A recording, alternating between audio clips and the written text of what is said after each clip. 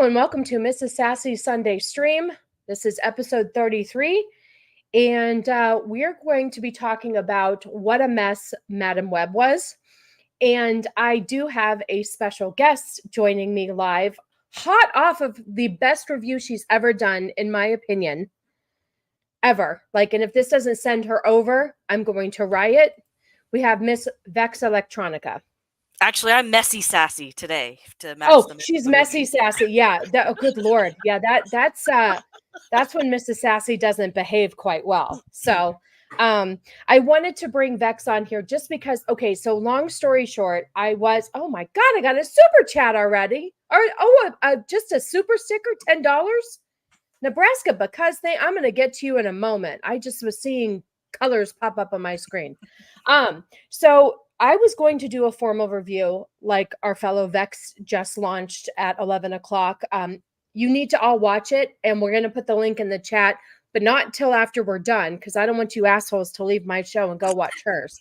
But I am so glad that I didn't do a formal review, because there is no friggin' way that I could even get close to Vex. Her review was absolutely outstanding. And also, I do know when you're writing a script and you're watching the movie and you're breaking it down, you constantly see different things that you didn't originally see. And sometimes you have the opportunity to watch it for the second time. And I know that helps as well. So I opted for, after some much appreciated advice from a couple of different people, I decided that my strong suit is doing things live and just talking to you guys, and then maybe cutting this up after into a recorded review and putting it out on the channel. So that's kind of why I opted not to do a live review, because I can't compete, man. And when you have people like Vex knocking it out of the park like that, why even try, Vex? Why?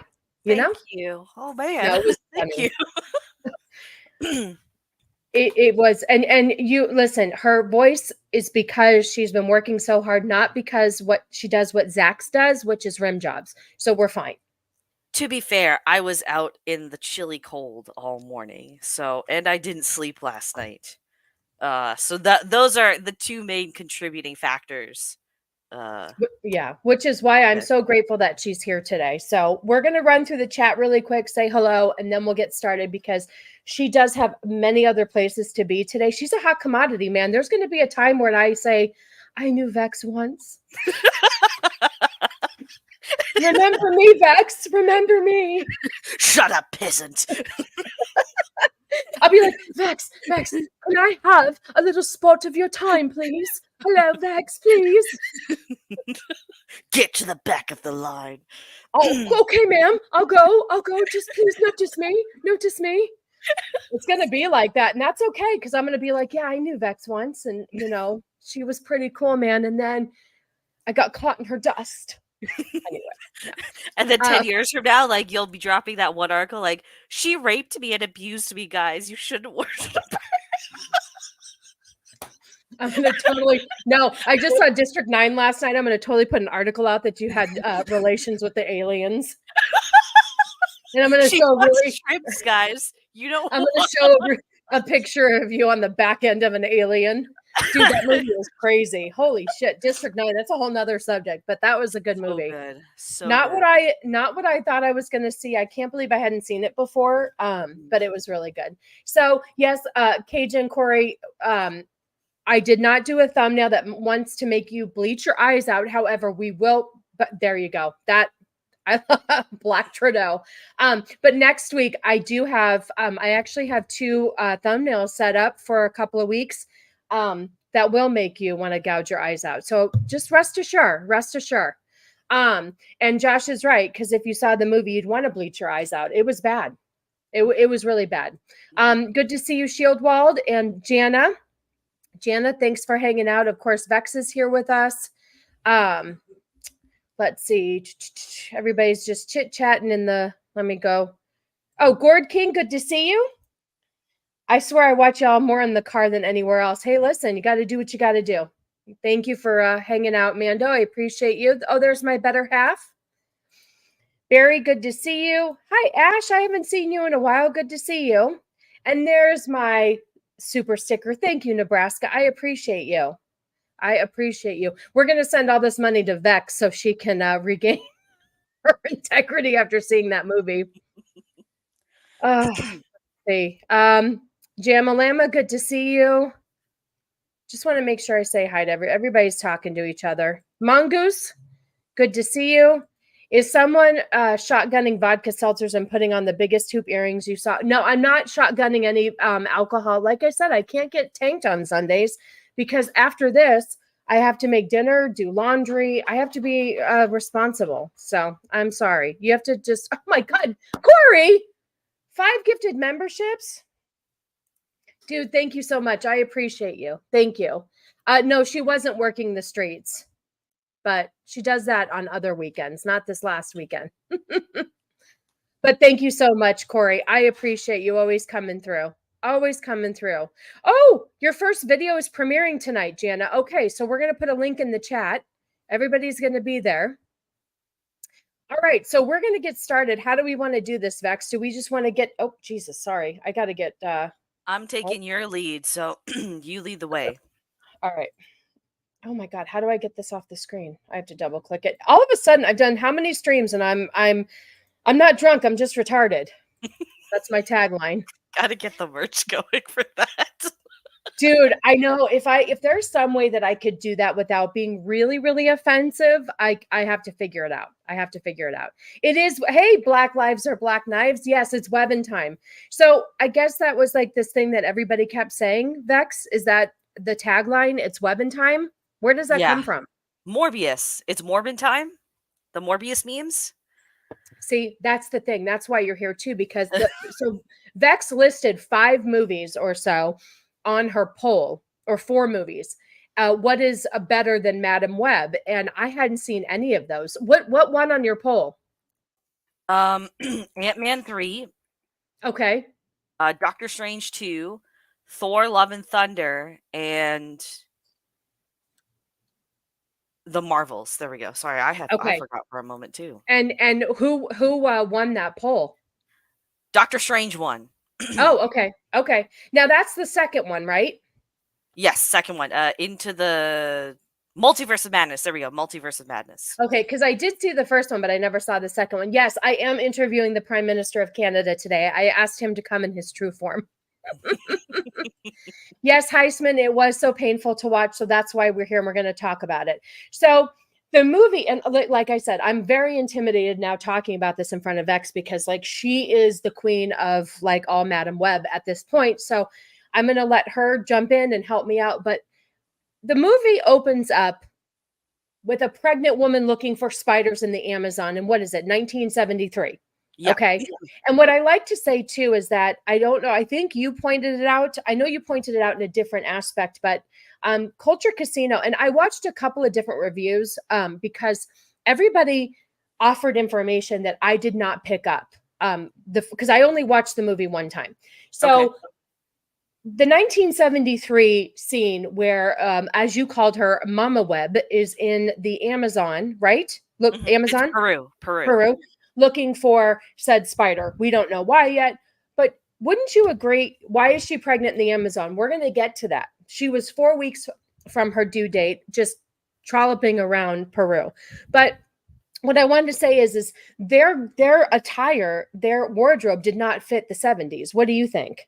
That's another problem I had. I think I pointed that out later. Is there's a few other characters that do it too, like the bad guy's assistant. She has that like that modern like little like curl that you do in the bangs that you didn't start to see until like 2016, 2017.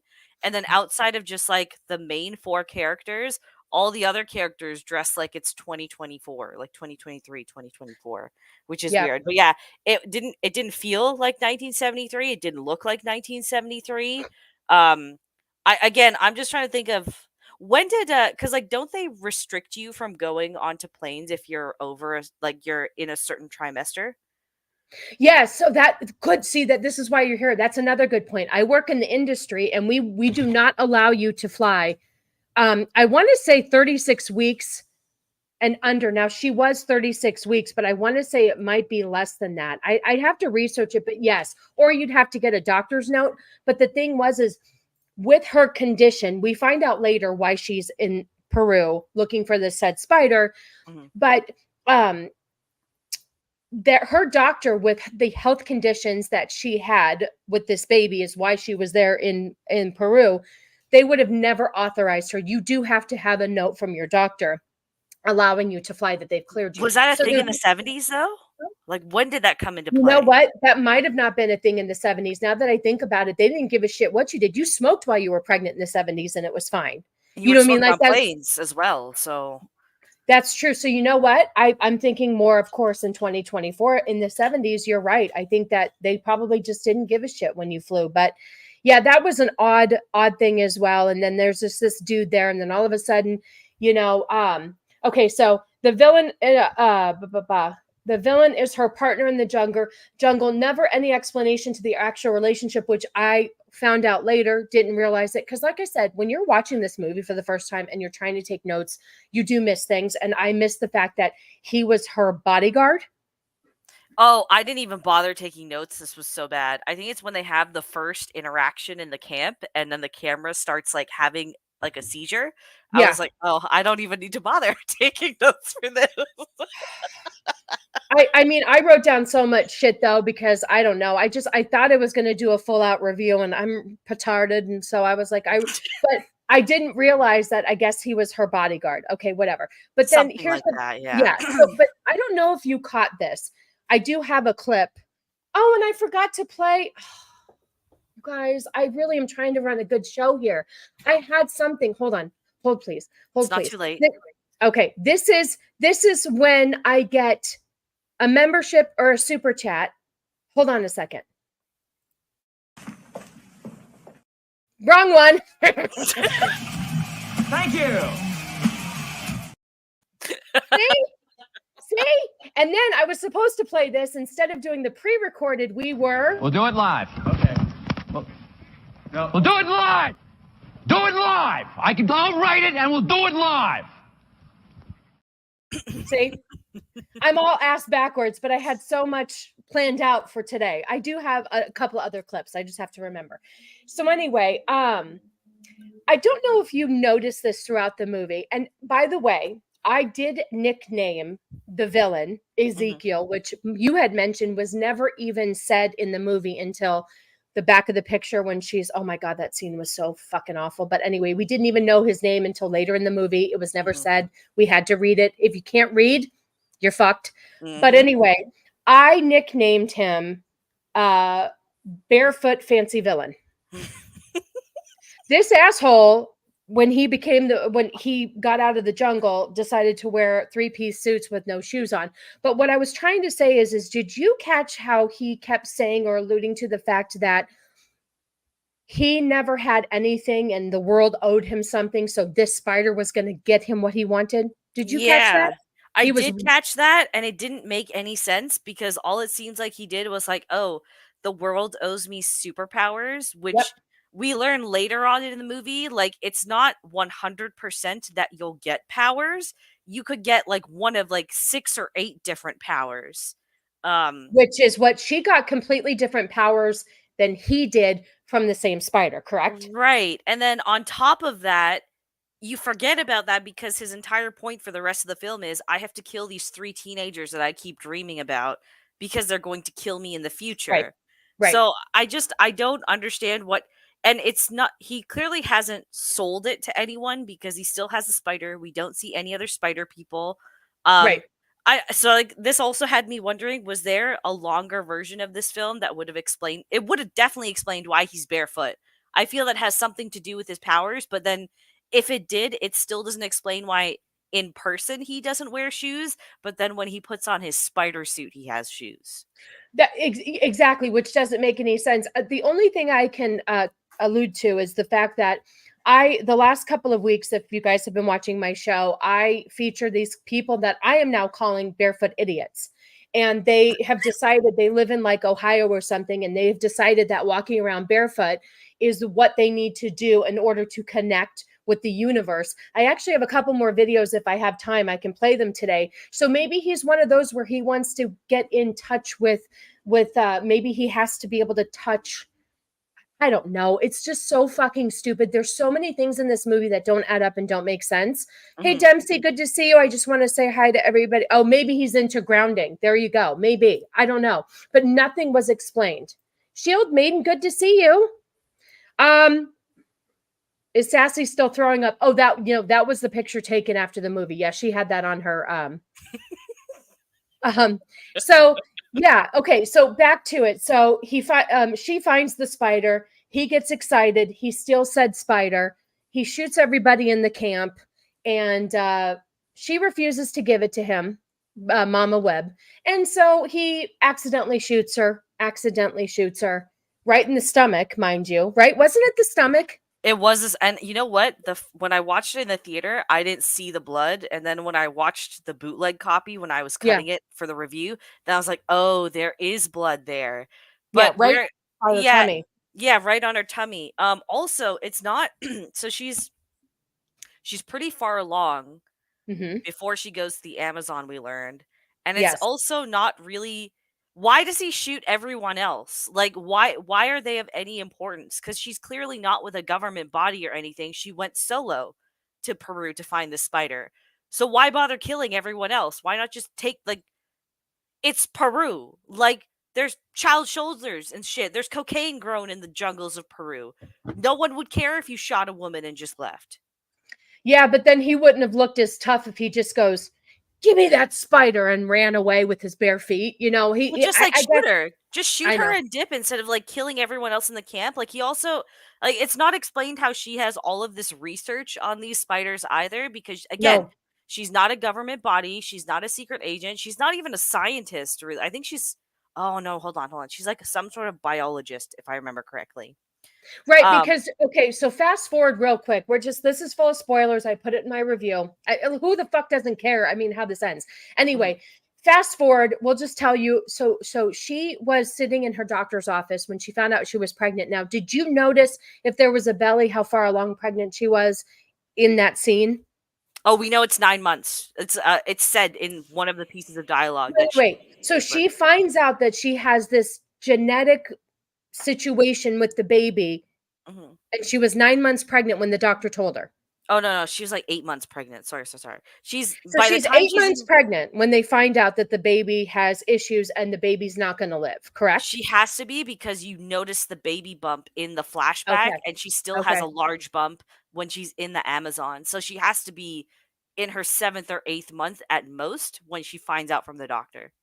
So also, weirdly speaking, and this is just me knowing too much about being in OBGYN and all that stuff. In 1973, they didn't even do ultrasounds. If they did, it was because there was something wrong. Now, how would they even know that the baby had some sort of issue? And it's just so far. Here's the thing.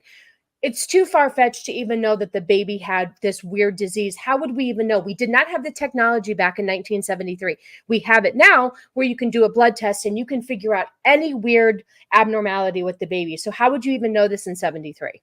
Modernisms. There, just explain it away with modernism. There you go. Also, I did look it up.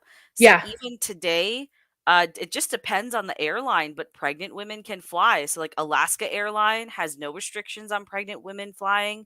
American Airlines, it depends on where you are. Air France, no restrictions across the board.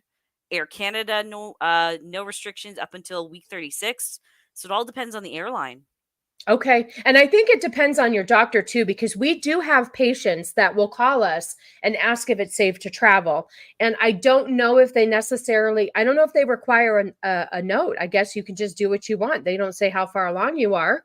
Considering people just also let this woman willy-nilly go into the jungle by herself, like I don't think anyone gave a fuck that she was about to give birth and traveling alone. Yeah, for sure. So he shoots her, steals the spider, and then all of a sudden this weird shit happens. Isn't that when like you started to see like it was almost like when they shot her, she had did something weird happen before the spider people came down? Because I thought that the screen got weird and that you could see those spider webs Poor come out. editing. It's just such poor editing. That's all it is.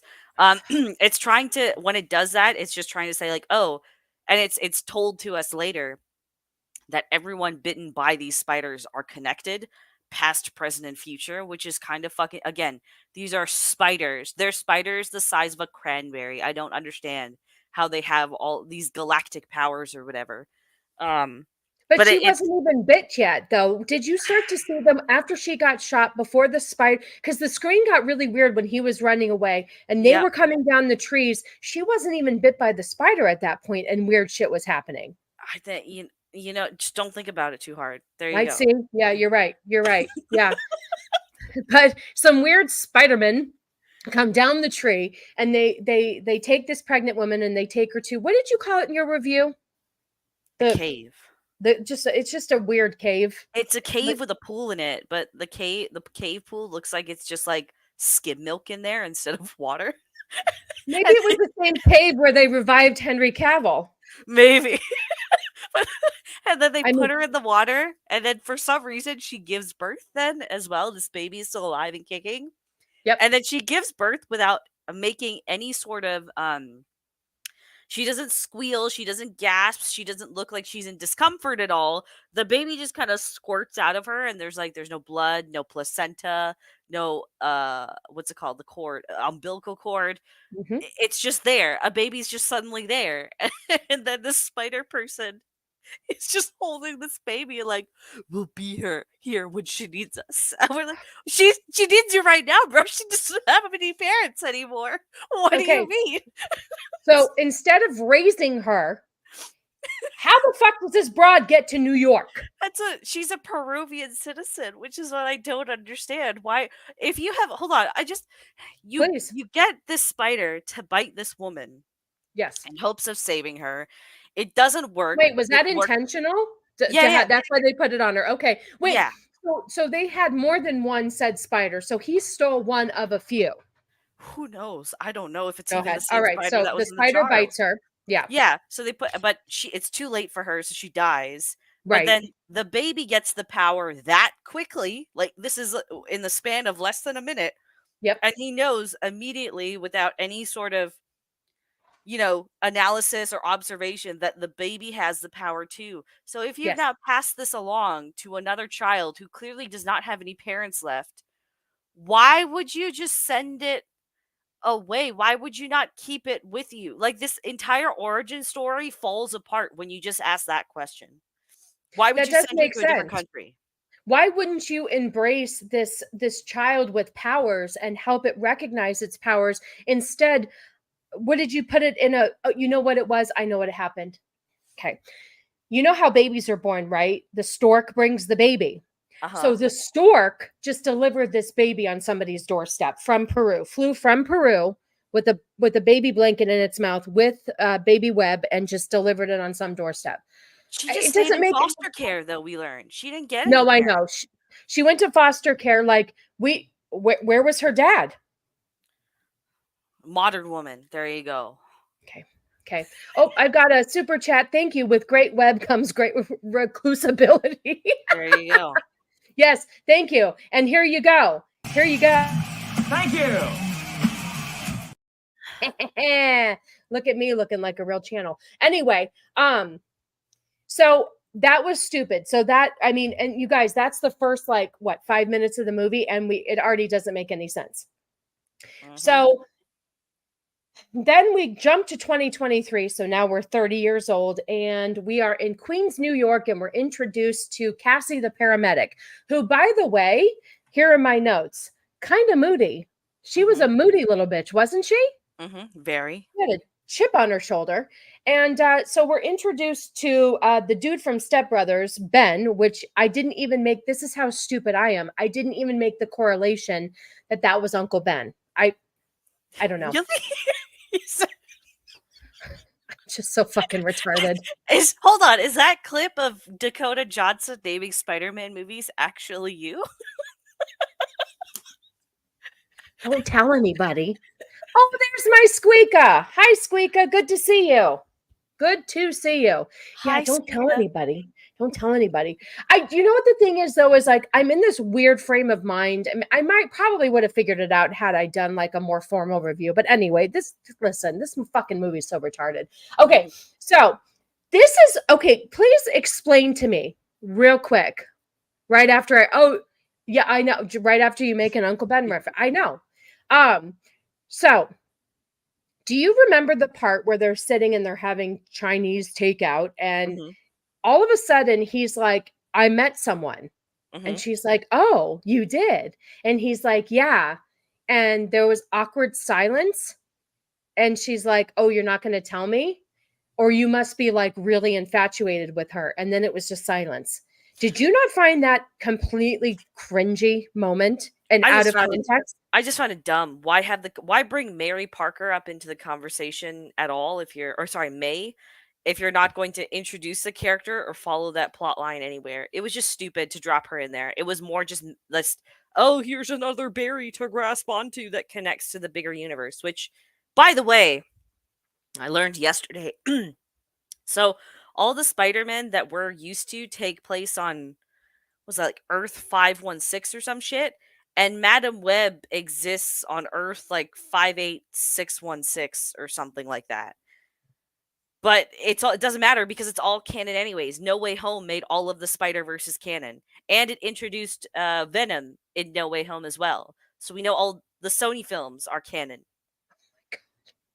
You know how stupid I am? Here we go. Ready for this? Thank you, Biggles. 616. Thank you. 616. Okay.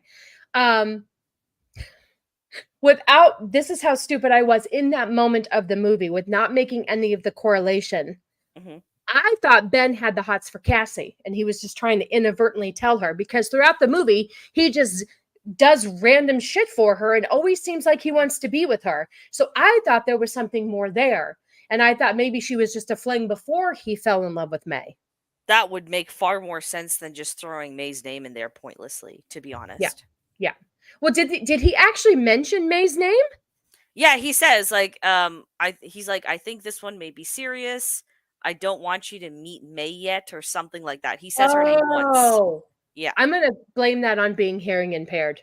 That's okay. It's such a minor thing in the dialogue, so don't even worry about it. Yeah. So I thought that whole moment was stupid and not necessary at all for the movie. And then they get called to an accident and there's this kid trapped in the car. Cassie tries to save the kid. She gets stuck in the car and drowns for 3 minutes. 3 minutes. Yeah. Oh, I have to say hi to hello, Melvin. Good to see you. Thanks for stopping by. Appreciate you.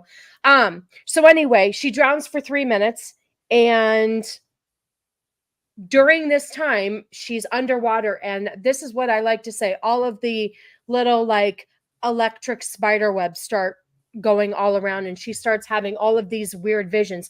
What visions did she have? Because I remember the vision that she had when she was back in Peru and she was in the water. But what visions did she have here? Every major plot point that happens throughout the movie is revealed in like this 3 second little thing. Again, another reason why would you send this kid back when her powers are going to awaken in such a way? Right. But, like, you see the S sign that crushes the villain at the end. Yes. You see the pigeon that she ends up saving. You see part of the ambulance crash. You see like some girl, like the figures of some girls. You see you see everything that happens in the film happen when she's drowning. Okay.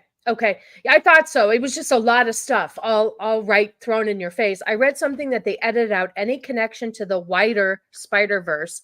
Maybe it was Aunt May in that awkward scene.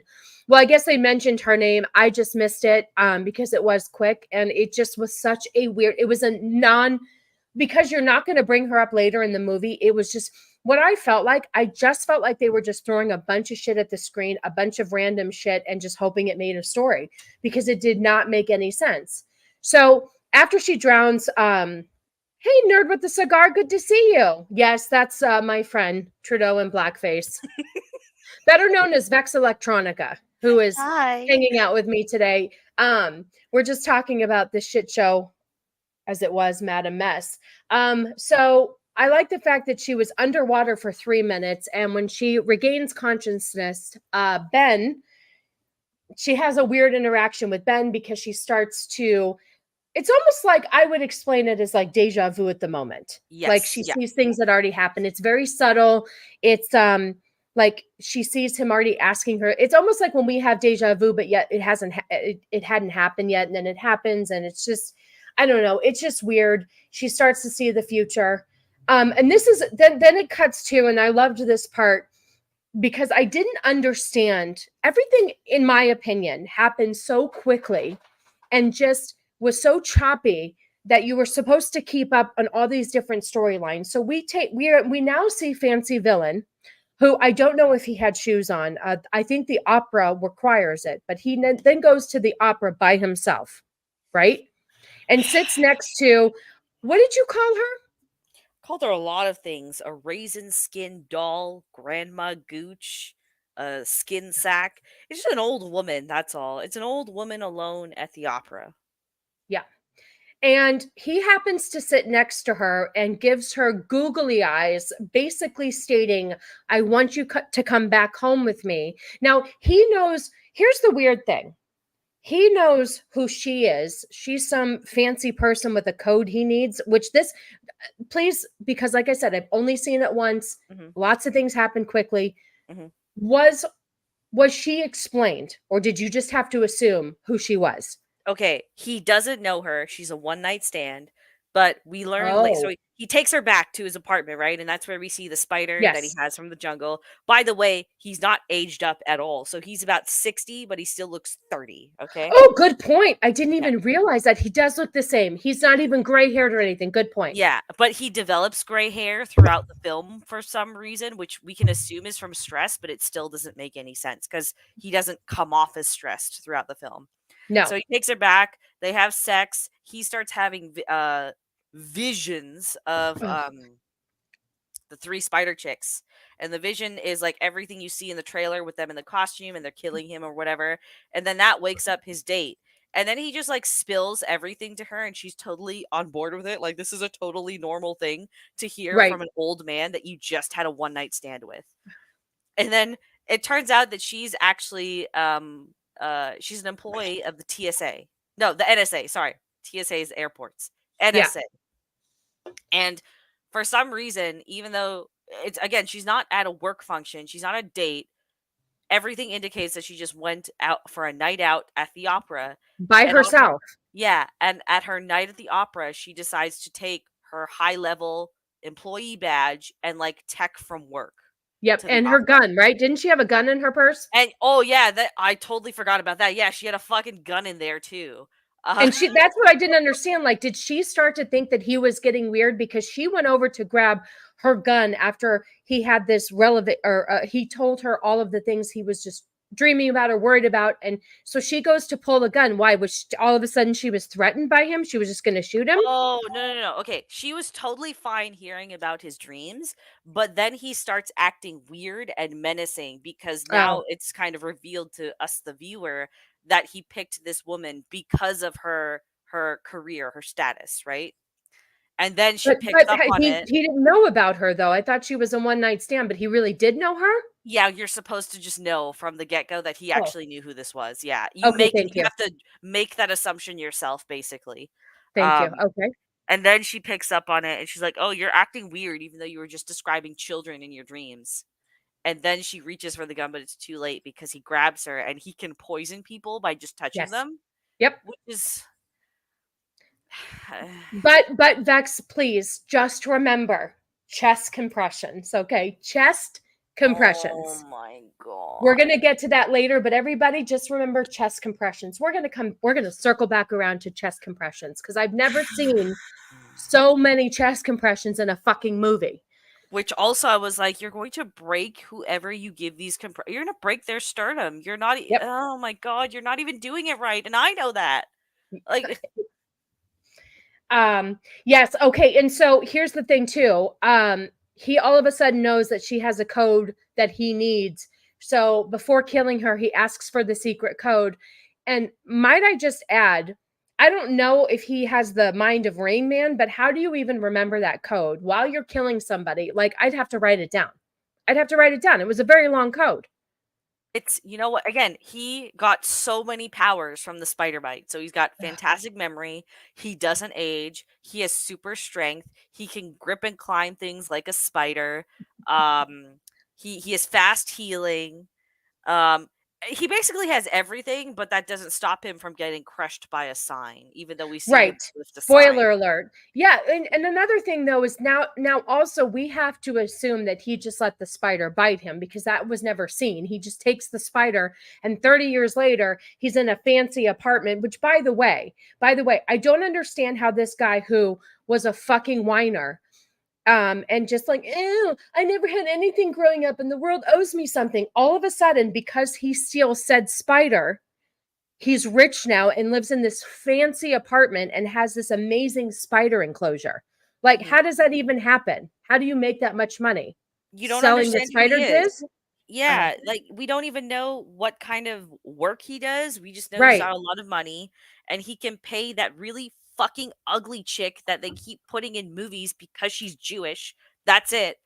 They just put her in there and he's like, I'm paying you a lot of money. Here's the tech. And then the tech he steals is just like, it's a little like lipstick tube that like can allow him to hack every Yes. camera in New York City. Right. Which, first of all, wouldn't be on such a thing. That's not how technology works, even in 2003. And second of all, it's he then he's like, okay, I know what she's like, okay, based on how you describe the girls in your dreams, I put them into the software. I'm like, that's not how camera foot like software works. Right. And then Right. they put in these renders of the girls, and then it's supposed to like make the software track them through the city's cameras. But then we learn that it's not just linked to even New York State because they're able to track them in New Jersey. Yep. Yep. They sure are. And it doesn't work when you go to, international airports in New York either. Yes, Pops. Hashtag so deep. We're getting really deep here. Good to see you, my friend. Yeah, no, you're absolutely right. This movie is just like a fucking really bad acid trip. It doesn't make any sense. So, okay, so let me get to the part where, okay, so the secret. Okay, so then I didn't even talk about this part, but I know it came next before they were called to another accident. So all of a sudden, Ben decides that Cassie needs more friends because she's a moody little bitch. So he begs her to come too, which I guess I was writing. I don't know. I missed what he was inviting her to, but we later find out it is A baby shower. Mary's baby shower, which Mary is Ben's sister. Is that correct? Ben's sister-in-law, and Mary Parker is Peter Parker's mother. Right. Okay. So why was the dad of the baby or Mary's husband, why was he incognito? Like, what's his story? Why was he like in another country? What's his deal? Apparently his work is so busy that he's just not around. That's all. Okay. That's Okay. really all it is. Yep. No, that's the only explanation we need. No fathers are present in this movie. Okay, whatsoever. so good point. So Ben's brother is Mary's husband. Ben's brother is, yes, Like, that's correct. Okay, so Mary is Ben's sister-in-law. Yes. Okay. Thank you. All right. So go to she's so awkward. She's so socially awkward, Cassie, that she doesn't even know how to have a conversation. Mhm. But that was just a whole weird situation. Do you want to add anything to the baby shower that you feel like was important? Dude, it was just stupid. It was just meant to like make Cassie like it was supposed to be character development. Okay. But it doesn't develop her at all because we already like she had that entire conversation with Ben earlier when they were eating Chinese and it was just an exposition dump. So Yeah. this is meant to build on that, but there's no further depth that's given. It's just a segue scene so that they can drop this little, oh, here's the connection to Spider-Man, guys. But then for some reason they make Mary Parker a fucking sorority bitch. Yeah, Which I which didn't doesn't add up. understand. Yeah, that was such an odd thing to make the character into. And then, you know, you see more awkward, like they play some baby shower games. And oh, my mother died in childbirth and stuff. I'm just like, yeah, that's a good thing to say at a fucking pregnant woman's party. Let me just tell you real quick. I am anti any games at baby shower. Hot take. Baby showers, bridal showers, I hate them. At my baby shower, no games. My wedding shower, one game. It was fun, but I hate games. I hate the fucking thing where you have to put the pin on your shirt, and if you say the word baby, you get your pen tag. I get violent. I don't touch my fucking pin. I hate baby shower games. And then they had to guess the name. They had to guess the name. What'd you say? I've never been to a baby shower, so I don't know these things. They're fucking horrible.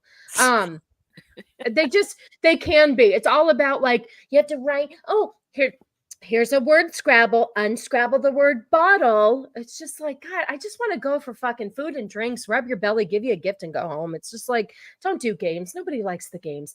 Anyway, then it was just random because they're like, okay, everybody, let's guess the name of the baby.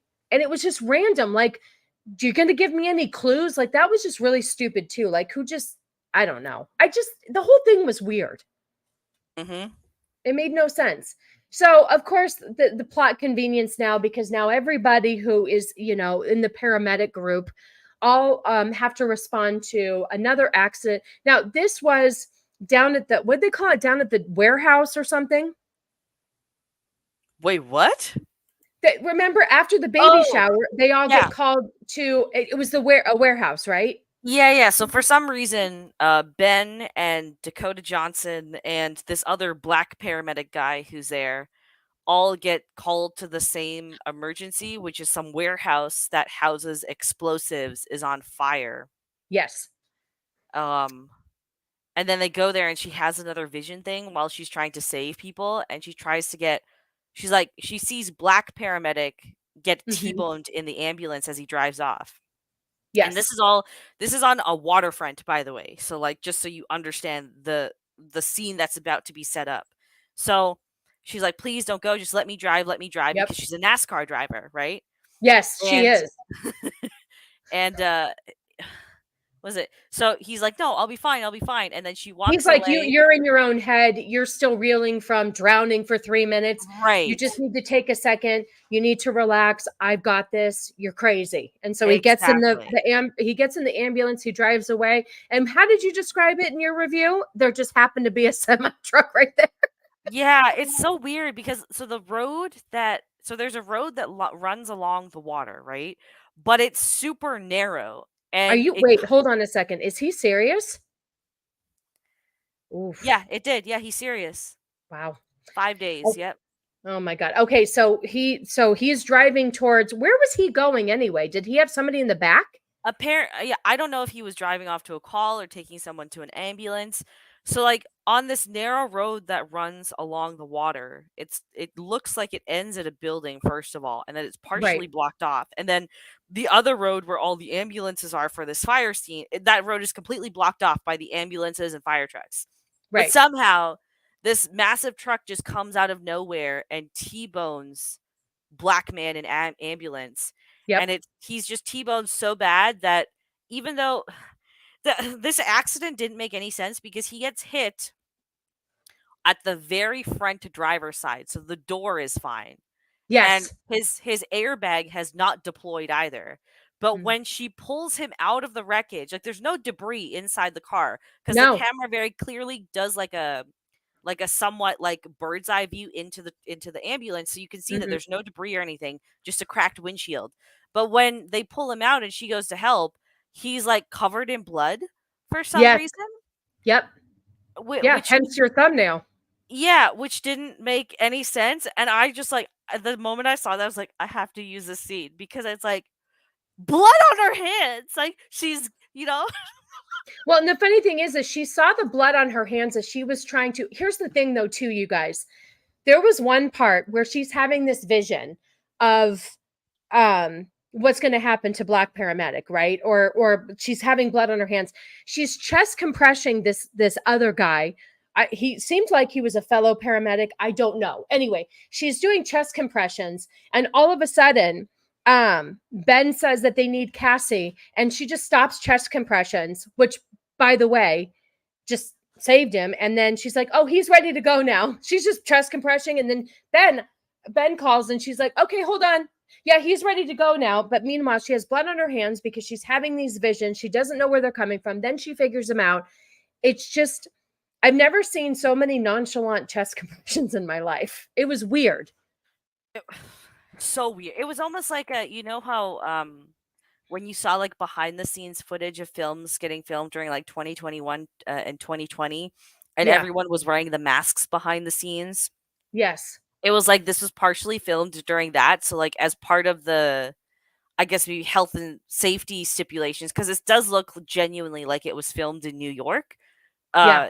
So maybe it was like because of the restrictions at the time, they couldn't do the mouth to mouth. But at that point, they already had, they had written the script so many times. They were just like, chest compressions are fine. Even if you do them for like 6 minutes straight, they still work. I know she was working on that guy where she was having visions for like 20 minutes. And then all of a sudden somebody calls her name and she's like, yeah, he's fine now. And he just opens his eyes and randomly she's like, he's good. And it was just so stupid. So she has these visions. He dies. She blames herself for it. And then this is the best part. So, first of all, back it up. After that happens, now we see Fancy Villain, who wears suits and runs around barefoot, like we said, with no explanation, who is trying to locate the Spider Girls. So you don't care for her. I've only seen the Jewish girl that is his hacker lady one time in the show Flight Attendant with Callie Coco, whatever you say her name, Kaylee Coco. I did like her in that. She wasn't annoying, but I'm just going to say right now, this is how I viewed Fancy Barefoot Villain. Real quick, I'm just going to play this because he got so whiny with her and he was almost acting like a 3-year-old. Let me just play this for you. This is how he acted, in my opinion. Just a moment. For you. All right, where is it? Why haven't they found it? Veruca, sweetheart, I'm not a magician. Give me time. I want it now. That's how he was. That is how he is. Oh my God. The whole fucking movie, he's like, but why can't you find them? I've given you so much equipment. Look at all the money I spent, and I'm paying you. He was just like Veruca Salt. I want it now, and he didn't give a shit. It was just so freaking annoying. He was a whiny little bitch who said the world owed him something, and I just did not care for him. Hey, Beard, good to see you. Thanks for dropping in for a second. I appreciate you. So, all right, what do you say? Go ahead. Do you remember in The Dark Knight, right? How toward the last act of the film, Bruce gives Lucius Fox the ability to hack every camera in Gotham. Yes. And able to see all of those, he's literally got a like 12-foot wall of just cameras to be able to look so quickly. So instead, this girl has like 4 monitors on a desktop.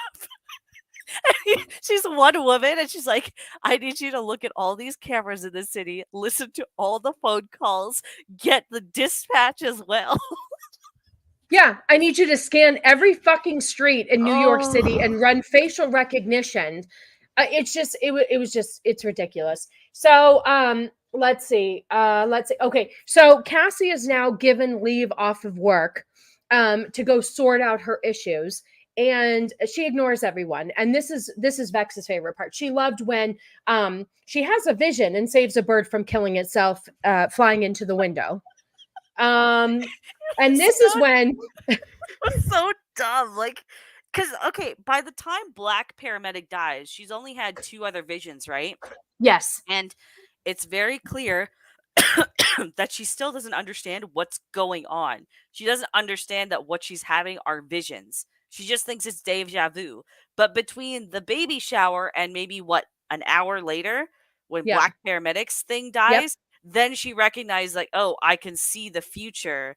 And based off of those 3 things alone, one of which she's sure was an actual vision, she just kind of assumes that she can't change the future anymore.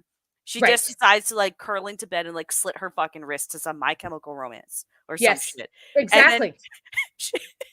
The pigeon is what changes it all, guys. She realizes that, oh, if I could save a pigeon, I could save the world. Yes, nerd with the cigar. It is that dumb. Her whole life and vision changes over a pigeon. A pigeon is what changed her.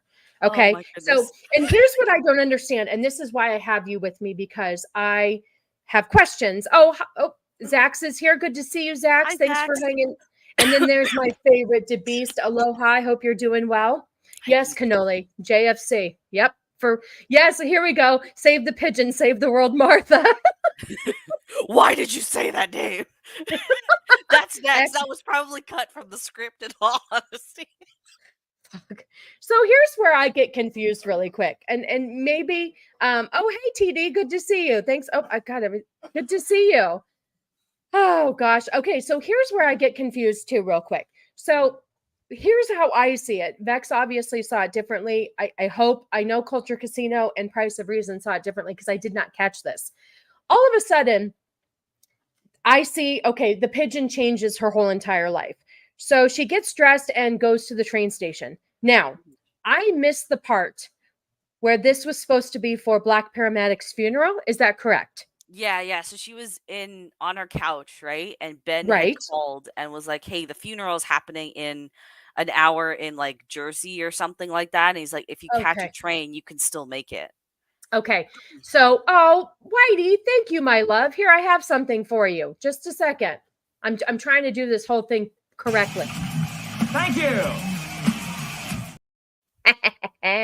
I'm having fun with that button. Thank you, my favorite white bear. I appreciate you. So here's what, this is just me being a chick. Mm-hmm. Jeans, a black t-shirt, and a red leather jacket to a funeral in New Jersey. Proper attire? No. If you've ever been to a funeral or a wedding anywhere in New York or New Jersey, you would be made fun of for dressing like that. That is not appropriate attire. So that's why. Yeah. Sorry. Finish your thought. No.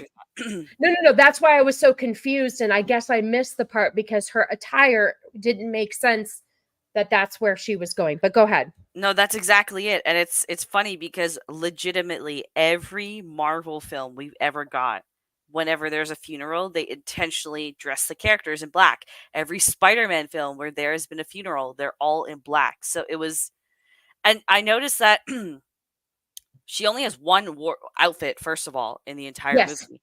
Aside from the paramedic outfit, right? She has that and then the outfit you just described. But she also wears that same outfit with those same boots into the Peruvian jungle at the end of the film. No, she changed one thing. I think she wore a white tank top. Oh, okay. All right. But that was the only difference. But yes, you were absolutely right. She wore a white tank top with the jeans and she pulled her hair back because, you know, it's hot there. But yeah, she only had one outfit. You guys, this is how stupid, like, if you really want to pick apart this movie, which is what we're doing, this is how ridiculous. So here's me, because of how she's dressed, I'm thinking she's just like, oh my God, this pigeon saved or changed my whole thought process. I'm going to go get on a train. So I guess she was trying to go to the funeral in New Jersey. So she was jumping on the train. And ironically, all three of the Spider Girls are in the same place at the same time. How do you explain this? Do you have, oh, hey, Gooch, good to see you. Oh, it's even better because not only are the three girls at the same station at that time, they're also in the same train car as Cassie, but also the bad guy's already there. Wait a minute. The bad guy is already there. How did he know that they were going to be there? He gets everywhere really quick, by the way. I think that's the whole thing. He's fast. But okay, so did he get super speed though? Because again, that's another thing that doesn't line up because he gets into a car later to drive somewhere. Yes, that's when he went to the diner. Yes. So somehow I peed a little. Oh my God. You peed a little? It's so dumb. It is so dumb. Like all of a sudden, oh, Vex peed a little. So we're just going to improv here. This is what this movie does to people. It makes you pee right in your pants, right in your spot. So here's the whole point. So somehow the hacker lady that is at Spider-Man's house tracks these girls down all of a sudden. And within the time that these girls walk onto the train from wherever he lives, he ends up showing up on the train. So Cassie is sitting on the train, and Cassie has a vision of what's going to happen with Spider-Man. I call him Barefoot Fancy Villain. Oh, hey, Bagface. Let's see. Sweeney definitely makes me do something in my pants. And the fact that Vex gave you guys a lot of visuals of Sweeney during her review, you should thank her for. Hot take, great body, mid face. That's what Vex agreed with too. I mean, that's what she said. I agreed with her. So you have the fact that all of a sudden this guy just shows up and he is able to track down these girls in a matter of seconds.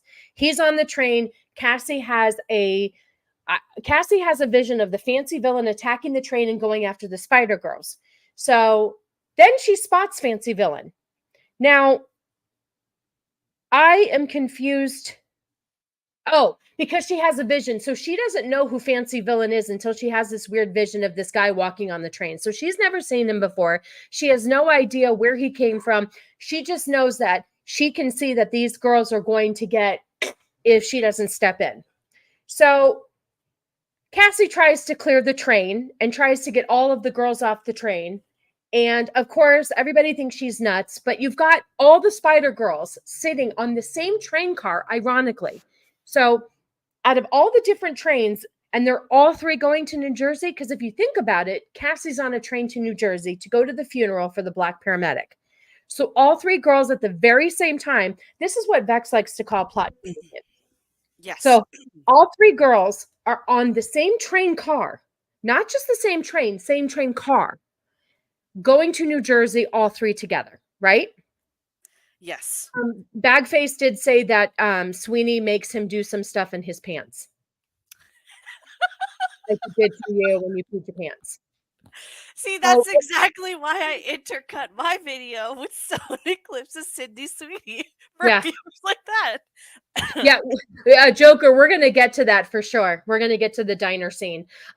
So anyway, Cassie tries to clear the train. Fancy Villain turns into Spider-Man. He starts crawling on the roof, and he's attacking everyone, climbs everywhere, and is just super quick. So maybe that's how he got, because I was explaining why you were cleaning yourself up, that hi, Anime Night. Good to see you. Maybe that's how but the thing is when he leaves his house, was he in his spider suit or just no, because she saw him in the train in his suit. Yeah. And he was barefoot there as well. Right. He's barefoot everywhere. I really understand. Yes. Plot. So he turns into Spider-Man. He's very quick. He is just taking out these cops left and right in the train station. Everybody thinks it's Cassie all of a sudden. This 30-year-old girl in a red leather jacket is just offing all of these cops. That was so freaking stupid. So do you have any input that you would like to put on the train scene? Just that when Black Spider Girl runs onto the train, she's being chased by the cops, and she outsmarts the cops that are literally like 2 inches behind her. You put that in your review. I was like, oh my God, she's right. I mean, all she did is she got in the train and turned her back, and they just kept running. And they just kept running. It was this, like, I really genuinely believe this movie was written by AI, because there's so many things that AI would do. Like that scene, like making him barefoot and everything. The way his, like, I don't know if you noticed too, like half the scenes that the villain has, whenever he talks, it sounds like they dubbed over him again in post-production. I didn't notice that until you brought that up in your review. I almost want to watch it again. Cannoli's kind of interested in watching it again so we can shit on it. But I'd like to see it again and pay attention to that, because I did not pick that up. But like I said, I wasn't paying attention solely because I was too busy writing things down. So I can't believe. So what is your thought process on with dubbing? They changed what he had to say, or what do you think?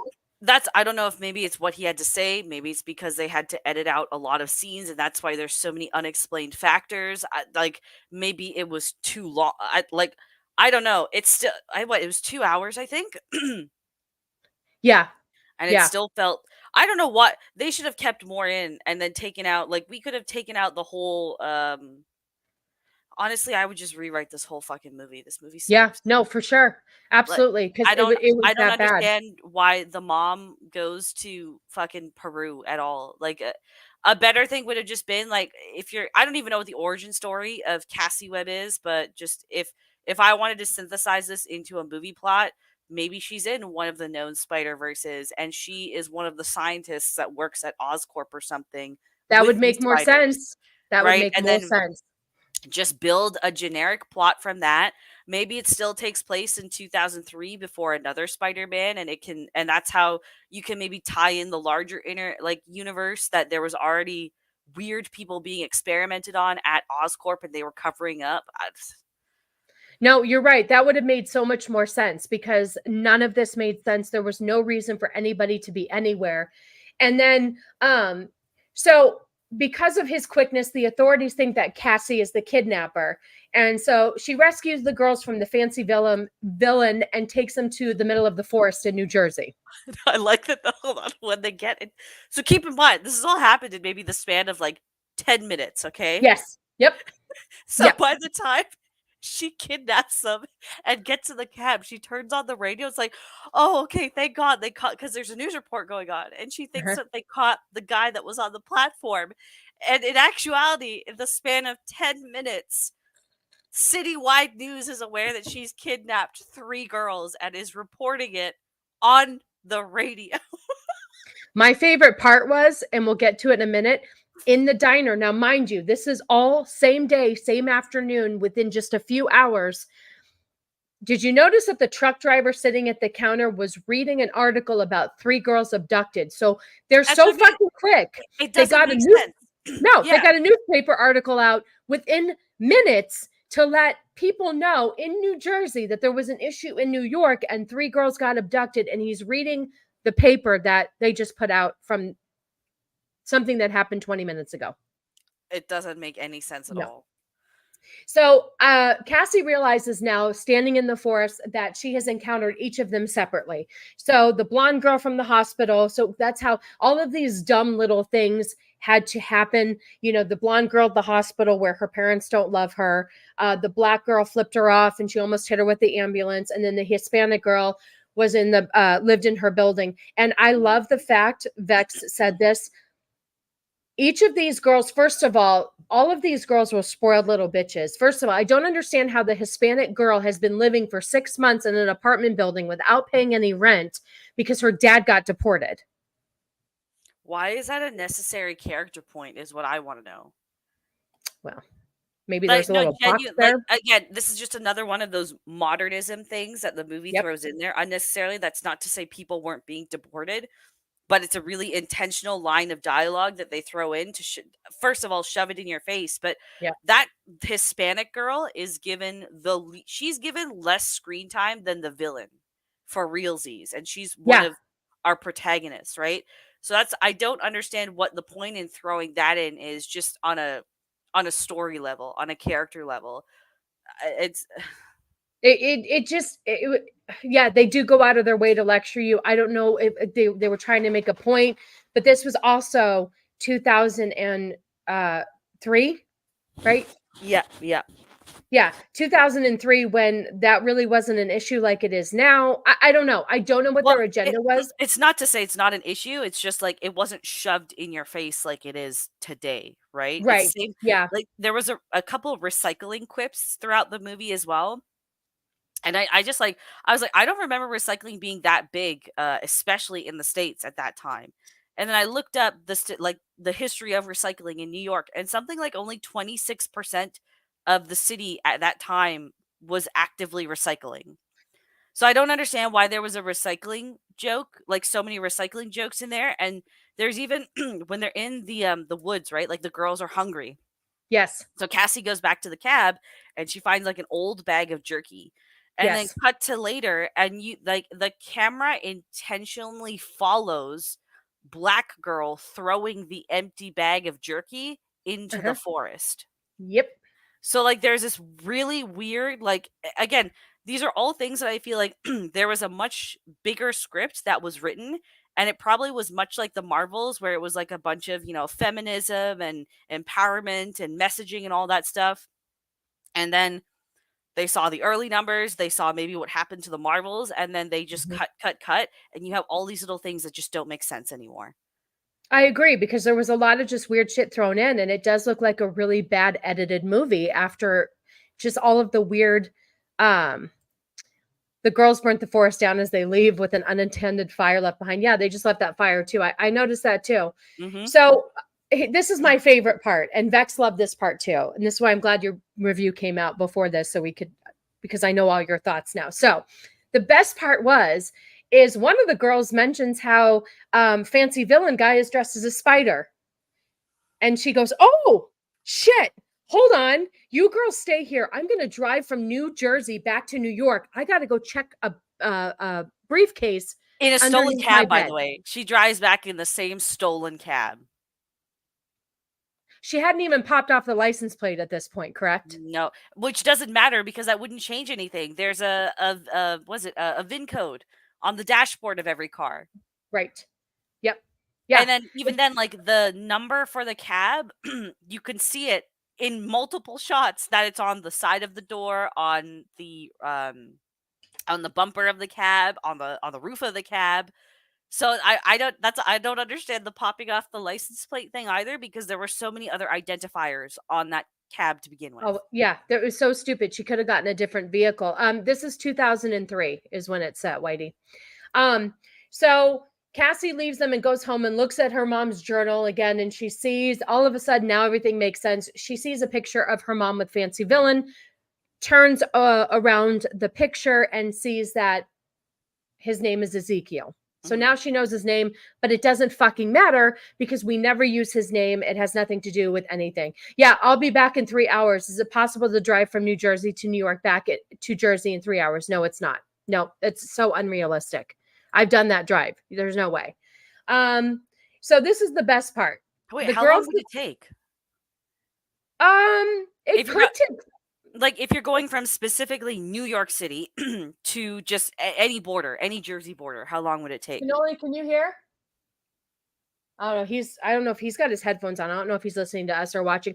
I don't know, but I have to say, I've taken a train before, and it's about an hour from parts of New Jersey. It depends on where in New Jersey you are. So with traffic, yeah, it could be 3 hours. If you get hit in really bad traffic, it could realistically be 3 hours one way, depending upon where you are in New Jersey. To Queens, New York. I've actually done Queens, New York, because my grandparents, Cannoli's grandparents lived in Queens. We actually did take a bus from Queens to New Jersey. And it was about an hour, but it was the middle of the day. So who knows? Maybe on a good day. So this is the best part. So the girls decide they are hungry and saw a diner about a half mile away, and they're going to walk to it. But everybody's like, do you have money? I don't have money. And then the black girl goes, I have money. Oh, okay. And didn't they all sit around and have a sob story and tell each other, like, or was it later on in the motel room that they talked about their sob story about how their parents don't love them? It was in the motel room. Okay. Yeah. Because they specifically say, like, you have to protect us. You're the only one that cares about us. Oh, that's right. Okay. Now. Yeah. So I'm going to read something here, and just know that this is all a vision. Okay. So Cassie then goes back to the girls. This is all we're seeing. We don't know what's going on in the movie. The girls are eating at the diner, sees a bunch of boys and hangs out with them. A truck driver sees a newspaper article about 3 abducted girls. I put in parentheses, the paper sure came out fast since this is all still the same day. He calls it into the police, and fancy villain intercepts the call so he can go kill them. Well, this is when he intercepts the call, and what Vex was saying, that he just jumps in this car that's, I don't know, $1 gajillion. Right? Yep. It kind of looked like something Bruce Wayne would drive, in my opinion. Oh, it was a Corvette. I can't remember what year Corvette it was, though, but it was just a Corvette. Okay. Oh, and we do need to mention that the Black Spider Girl is race swapped character. Oh yeah, Maddie yeah. Franklin. They made her the blackest looking stereotype possible too, which is even better. I remember looking at that first poster that came out, Mm-hmm.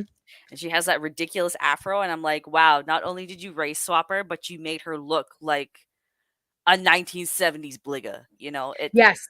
Yeah, no, for sure. They went completely in the different. They didn't just like kind of stay in the middle. They went all the way and made her. Yeah, I agree with you. ridiculous. So he calls it into the police. Fancy Villain intercepts the call so he can go kill them. Cassie gets to the diner. Fancy Villain shows up.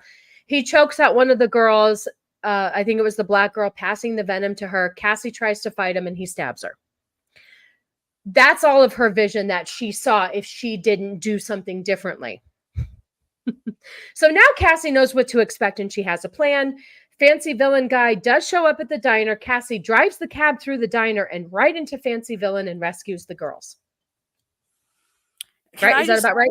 Yeah, and just Britney Spears' "Toxic" is playing the whole time. Yeah. We can talk about that. I liked your thought process in your review about how that song, I didn't realize, this is why I love you, because you do this research.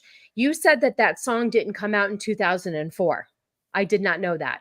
Oh yeah, just because I was thinking like 2003. Okay, what was I doing in 2003? And I was trying to think about when I heard "Toxic" on the radio. I'm like, nah, this is because listen. Here's where my conspiracy brain went into. Okay, Yes. Quote unquote conspiracy. Okay, so I got home from the theater from Madam Web, right? Okay. February 14th. Okay. Mhm. And I couldn't sleep that night, so I opened Netflix, and I noticed on the front page, Crossroads, the Britney Spears movie, was there. I was like, oh man, I remember. And then that unlocked a deep-seated memory of which that is actually the first movie I saw in theaters, not the Lizzie McGuire movie. Oh, interesting. Okay. Yes. So I remembered that, but I was like, okay, I haven't seen everyone panned on this movie so hard. I'm gonna just fuck it. I'll watch it. Back before Britney was crazy. Yes. And then I decided to go on like IMDb to just, I like to look at the trivia, right, for a movie afterwards. And then I noticed like on my feed it started to pop up that it was having an anniversary, that Sony was remastering the soundtrack for it, that for the first time ever it was coming out on digital release and Netflix had the rights to it. And I was like, And I was like, okay, what label is Britney Spears under? And she's under RCA, which is owned by Sony. Interesting. So I'm like, it's just like the fact that Madam Web comes out on the 14th and then this came out on the 15th, and the song that they decide to like really focus on in the audio editing, because we get a lot of little drips of like hits during that year, right? Yeah. But the one they focus on the most, and the one that is playing, I guess, throughout a scene of most significance, is "Toxic" by Britney Spears. It's the only one I remembered from the movie, to be honest with you. I don't remember any other snippets of any other songs except for "Toxic," because they made it such a point. And the song run, it's like a 3-minute long song, right? But the entire sequence with them dancing, meeting the boys, dancing on the table, Cassie trying to, Fast and Furious her way around a truck on an empty road, it goes far longer than 3 minutes. Yeah. No, it did. It was another dumb scene that made no sense. None of these scenes are adding up. I mean, it gets worse because the next scene in the diner is great. We're going to talk about that because I loved your take on, it's just stupid. Okay. So, we get that. So what she saw in the future saves them. Fine, whatever. His computer hacker lady is able to run a background on Cassie and now knows who Cassie is and that she is related to the mom in the jungle that he killed. So when she was leaving, wasn't it when she was leaving the diner, Cassie, the hacker girl was able to scan Cassie's face, right? So they have technology in New Jersey too, is what you were saying. And apparently this software too can now scan faces in real time. Yeah. This software can just do everything. We're told it can do one thing, and just every scene that it comes up into conversation, it does more. Yeah. Okay. So it just does what it needs to do for plot convenience at the time. And to add on the Brittany, thank you, Pops. See, I don't feel so crazy anymore. But to add on to that, I don't know if you recall, last week, Brittany had a little seductive dance in a devil's outfit. I didn't even realize that. Was that one of her? Her Instagram. Sometimes I just Yeah, can't handle it's seeing one of her dancing. crazy, one of her crazy Instagram dances, but I just found it really interesting that she was doing it it addressed to Satan. It was an interesting thing to throw in there because man, we should just do a Crossroads review. But It's fine. I'll do it with you. I'd have to watch it again, but sure. In Crossroads, it's all about her finding her place as a woman. And part of the thing that makes her find her place as a woman is a blood sacrifice, aka her losing her virginity. Which she tries to do with Justin Long in the opening, but then she's like, no, I don't want to lose it to that. So then she loses it to this random 21-year-old guy that drives her across the country to see her mom. Ugh. And he's got fucking angel wings on his back. Gotcha. Okay. Oh my God. This is why I love your brain. Your brain goes in places that I never would think to go. That's interesting. And then hold on, right after that, okay, a chick loses her baby at like almost full term. In Crossroads? In Crossroads. Wow. What the fuck, man? It was actually a really fucked up movie for like a kids movie. I'm gonna have to watch it again because I know I watched it many years ago. 2001, the FBI still had paper filing cabinets for a majority of records, but 2003, we apparently have 35 megapixel cameras that have face tracking tech. Yep, that's right. Yep, that's right. So let's see. So Cassie takes the girls to a motel to keep them safe. They all exchange sob stories of how their parents don't love them. And Cassie thinks she can relate because she never understood why her mom risked her pregnancy to go hunt spiders, which we'll talk. I mean, I think we get to that part. They're all orphans like her, so they all have a moment. And I do believe, is this the part of the movie where she teaches them chest compressions? So, okay, first what happens is, so they have that touching moment, right? Yeah. Then the girls all fall asleep, and then yeah. I was going to read that. So was it after she came back? After she comes back, she so I'm going to read you real quick what I wrote down from the vision that she had. Mm-hmm. So Cassie leaves the girls at the hotel and decides to go back to the diner. Her hand keeps bothering her, but it's never explained. She keeps like, did you notice that? Oh, because he grabbed her in the diner. And he can poison people by touch, right? Okay. Yeah, I didn't catch that part. Yeah. Thank you. See, this is why you're here.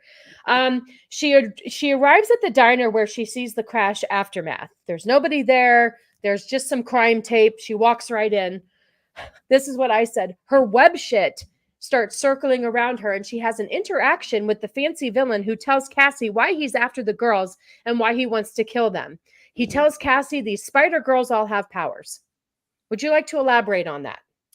He also reveals that he basically knows her mom too. He just spills everything to her in this. And then this is another weird thing. So apparently Cassie's powers allow her to legitimately look into the minds of other people that she doesn't know just on a whim.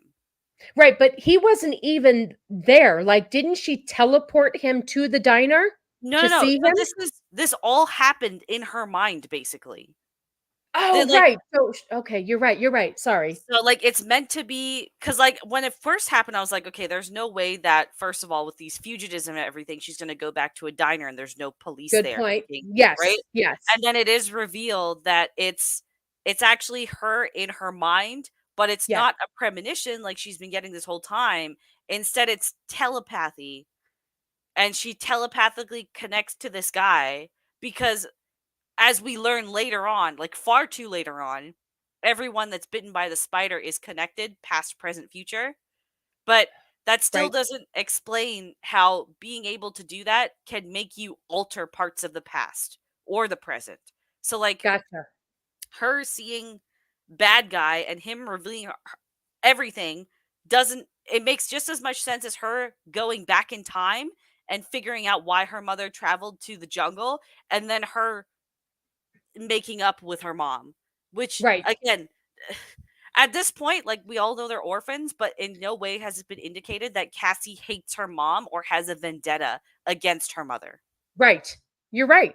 You're absolutely right. It doesn't make any sense. And then this is when we realize that she wakes up in the hotel room next to the girls, and it's all another vision. So she wakes them all up in the morning with a song from the 80s, right? Wasn't that a song from the 80s? It was, yeah. Yeah. Okay. So there's a song, it's 2003, but there's a song from the 80s playing on the radio that she wakes all the girls up with. And she does find out during her vision that the fancy villain has poison in his hands and that it can be counteracted with CPR. So she teaches the girls chest compressions. She just That's- knows, by the way, that this is how this venom works. Yeah. I'd She like to just point knows. out. Yeah. Yeah. So Cassie tells the girls her connection with the fancy villain. And of course, this means a trip to Peru to get in touch with her roots. Because the girls, 3 little teenage girls go, why don't you go to Peru and figure out what really happened? And she's like, yeah, I have the money sitting in the bank. Let me just, and I loved what Gord King said in our chat the other day. He said that she was able to travel internationally as a fugitive to Peru. Not only as a fugitive, but also when bad guy has all of this super great facial recognition and tracking software. And on top of that, she's still driving around the stolen cab. And on top of that, she tells him that she's going to Peru for a week. And when she comes back, she's still driving that same stolen, busted up cab. Yeah, she left it at the airport in the checked parking. Yeah, and nobody raised an eyebrow to a yellow cab with no plates that also had a smashed in front. Correct. Yeah, she parked it in the back of the parking lot so nobody could see it. Yeah. So this is the part that was so freaking retarded. I mean, it all was, but Cassie, with no explanation, and she hasn't talked to him, she's just ghosted him. She asks Ben to watch 3 teenage girls. Mm-hmm. And she hasn't told Ben anything. Ben doesn't even know about the premonitions. No. Ben doesn't even fully realize why she's a fugitive. She just dumps these girls on him so she can go to Peru. And Ben's bright idea is, I'm going to take these 3 girls that are missing, that you're being accused of kidnapping, to my sister-in-law's house, who is very pregnant. Right. Yep, exactly. Yep. So that's just a weird plot point. So and we're going to get to what irritates me about that in a second. So Cassie goes to some village, and this is my favorite part. Cassie goes to a village and follows a map that looks like it was drawn by with a crayon. Did you see the map she was following? Yep. It wasn't. I'm just thinking, like, you go to a foreign country you never been to before on a whim, and instead of picking up an actual fucking map, because this is 2003, you just follow this dinky like you said, drawn with crayons that was in your mom's journal. Your mom's journal that, by the way, talks about mythical spider jungle people and spiders that can grant powers. Your mom was totally fucking sane. I would use that map too, willy-nilly. Yeah. What did you say? As someone that was diagnosed as retarded, I will say that with the help of y'all's review, 50 Shades of Web is even more retarded. 50 Shades of Grey was way better than this. I would, in a heartbeat, watch 50 Shades of Grey. See, and I've never seen it, but maybe I need to see if Dakota Johnson can really act. Again, like I said, and I'm seriously being genuine with this, like, I'm ready to apologize to Zack Snyder for all the things I've said after watching that. That's some heavy shit, you guys, because she was going to die on that Zack Snyder hill. And I really was. I don't blame you. So she runs into the dude from 30 years ago that helped deliver her, and they just happen to know each other. She just knew who he was because at one point, he asked her, "Do you trust me?" And she's like, "Yeah." Because why wouldn't you trust some fucking dude that you had? They just met, and she all of a sudden just because you're right, they all have a connection, but you just know by looking at somebody that you're connected somehow. Wait, no, but he wasn't bit by the spider, was he? Who? The bad guy? The dude that delivered her in the water. They're the mythical, the Las Arañas, the mythical spider people, right? That's right. The guy that rescues her at the beginning as well. Yes. Yeah, okay. That all makes sense. Okay, so they have a connection, and he brings her to the cave where she was born, the same place that we revived Henry Cavill. And she is pushed into the water, but she is not physically pushed. How would you describe when he pushed her, her like a form of her came out into the water? Did you notice that? Like when he pushed her, she didn't fall into the Yeah, water. It was like so a shadow of her. basically what he does is he just punches the soul out of her body. That's it. That's why you have that title in your review. That makes Sucker sense. Okay. punches her soul. And then Yes. for some reason, like even though her soul is the one moving and going back in time to understand why her mother went, which is, we learned that Cassie was supposed to be like a cripple or some shit like that, and Yep. that's why her Yep. mom went wandering in there, right? Yes. But it's her body is on like a ledge overlooking the pool Yes. when she gets sucker punched, right? Yes. And then when she comes back into her body, now her body is no longer on the ledge. It's now by the water, and she's got her hand in her water, making it seem like, and this is why I can understand the confusion, making it Yeah. seem like it was her body that was thrown into the water. So it's Yes. just like a really simple inconsistency that they fail at even there. Yeah, exactly. Good. Yeah, I was confused too because it was just so weird. And then she wasn't wet, so she couldn't have gone into the water because she was completely dry. So that threw me for a loop. So she's pushed into the water, which and I said it was like more of a form of her. She goes into the water where her visions start and her web shit starts happening, where she looks like she has all these like electronic web fucking things under the water, and she relives her mom's past and sees everything that happened with the fancy villain. She finds out that her mom was told that Cassie had a disease that would end up killing her at a young age and offered no cure. This is why she went to the Amazon to look for the spider that has a cure. The spider venom did end up saving Cassie in the end from the bite her mom got during the childbirth. Now she is not mad at her mom anymore and realizes what she did for her was all for love. And this, the dude from 30 years ago gives her a pep talk. He tells her she needs to use the web to be in more places at one time. We will understand that more later. And the best part, and I know you know the words because you wrote them down, they use their own version of "with great power comes great responsibility." What was the line that they used? Do you know it? When you accept the responsibility, the power will come. Which, by the way, little bit based. Yep. Because it's telling a woman to take responsibility for her actions. Right. Or for her well-being. So Yep, exactly. So all of that happens, and then Cassie comes back from Peru. Oh, I put in my notes again. Oh, wait, sorry. Let me go back. So at this point, Fancy Villain is still looking for the girls and is acting like Farouk Assault in Wonka. He's being all whiny and obnoxious, tells his computer hacker he's stolen and paid a lot of money for the equipment, and he deserves to find them because he had a poor life and he wants them now. Yep.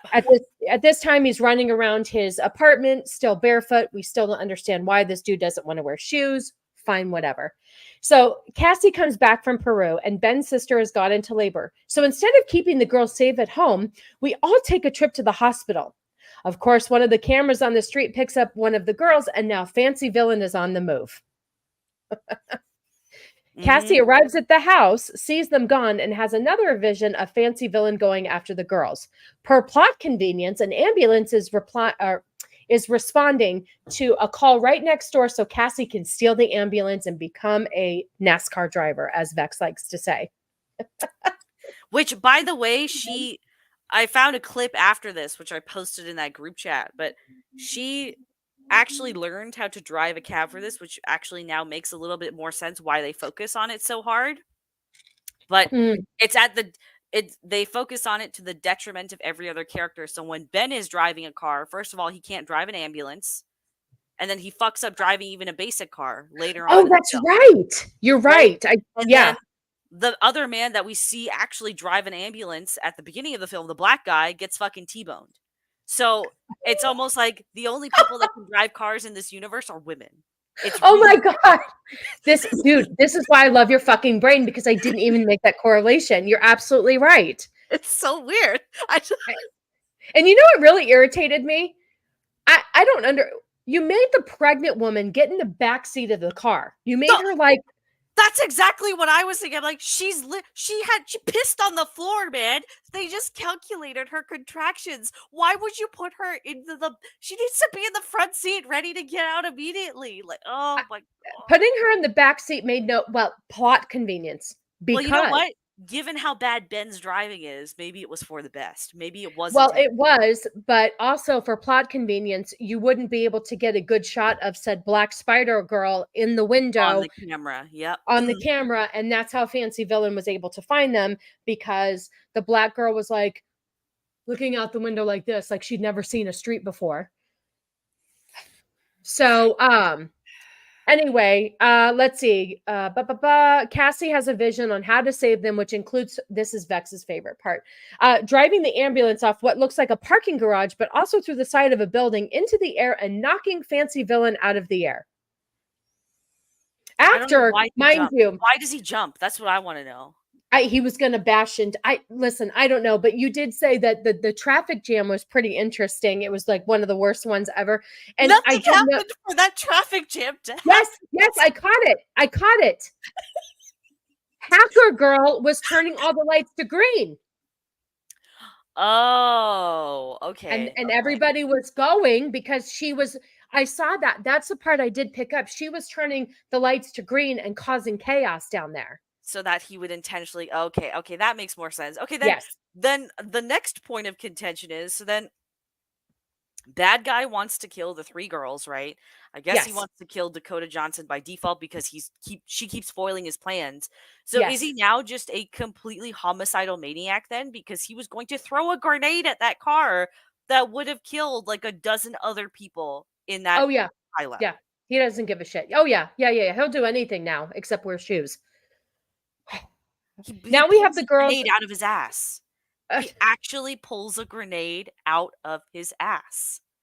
Interesting. I think I missed that part. There. It's not there in one shot, and then it's just in his hand, and then and I'm sorry, I didn't see any pockets or any satchel to hold anything on that outfit he was wearing. Not even a belt. Not even a belt. So now we have the girls and we're escaping in the ambulance. When driving, we have another vision, which takes us back to the warehouse full of explosives. Cassie shares the plan, tells the girls to follow everything she says, and they try to defeat the Fancy Villain at the warehouse. I'm just trying to wrap this up because I know you have another show soon. So I wanted to, let's see. The whole fight scene was pretty much what she predicted. At one point, all 3 girls were in trouble and she embraced her inner power, ends up in 3 different places at one time, and uses her invisible web shit. Again, just plot convenience for the sake, because at no point in this film are we shown in any way that Dakota Johnson is trying to master this power that she has. But no, you're right. You're right. Because she remembers Jungle Spider's words, she's like, oh, I got this. And then just tentacles her spirit out. Meanwhile, bad guy is just standing like 2 feet from her, just watching all of this happen. Right. I never understood that. He could have taken her out at that point, and he's like, let me give you a few minutes, see if you can get this down. Exactly. And then his super strength that he had throughout the entire movie just disappears here altogether. I just don't. Why would he became a bitch boy at the end? And what I don't understand either, real quick, is that every single superhero movie we've seen in the Spiderverse, every single one of them has tried to go and figure out how to utilize their powers before actually using them. They go and they practice with them. She just all of a sudden goes, you know what? I'm fucked here. Let me give this a shot real quick and see if I can figure this out. Like, there was no like trying to figure out her powers. You know what I mean? It's because she made up with her mom in the past. Sorry. Oh, that's what did it. Is she was able to somehow in her mind rewrite the past and access the past. And it's there's a problem there even because the spider bites the mother as she's dying. Right. So doesn't that eliminate her from the web of people being bitten when she's basically dead already? You would think so. But it's a plot convenience. So it has to work out. Oh my God. I know. So The next part I fully didn't understand. After the fight scene and Fancy Villain is defeated in a very, what I think is an underwhelming way, she falls into the water and a fireball, like you said, shot her in one eye. So here's what I didn't understand. First of all, how could she not see this happening in the future? Okay. 2, this broad fell in a car into the water, drowned for 3 minutes, came up and was fine. But this time she falls into the water and is completely fucking paralyzed for the rest of her life. It only Can hits you her on explain one that to side me? of her face as well. Yes. But you're right. She got, what did you say? What did you say? Cream pied? Took a nut shot to the eye. Nut shot. She took a nut shot to one eye, falls in the water. Okay, falls in the water, takes a nut shot to the eye. And then, of course, Sweeney Big Boobs jumps in the water, saves her life. They give her chest compressions again so they can save her. And then the next scene, they're all in a in the hospital. new apartment. Oh, a hospital. That's right. births, And she claims that all the kids are hers, but she's got, the bandages on her eyes. And at this point, I guess I totally forgot that she was a paralyzed superhero. So I was like, oh wait, I forgot that she was going to be paralyzed. But how, don't you feel like, is that actually how she got paralyzed in the comic? Do we know? I have no idea what her origin story is in the comic book, but it's almost like now you can put Echo, Daredevil, and Madam Web together for the disabled Avengers.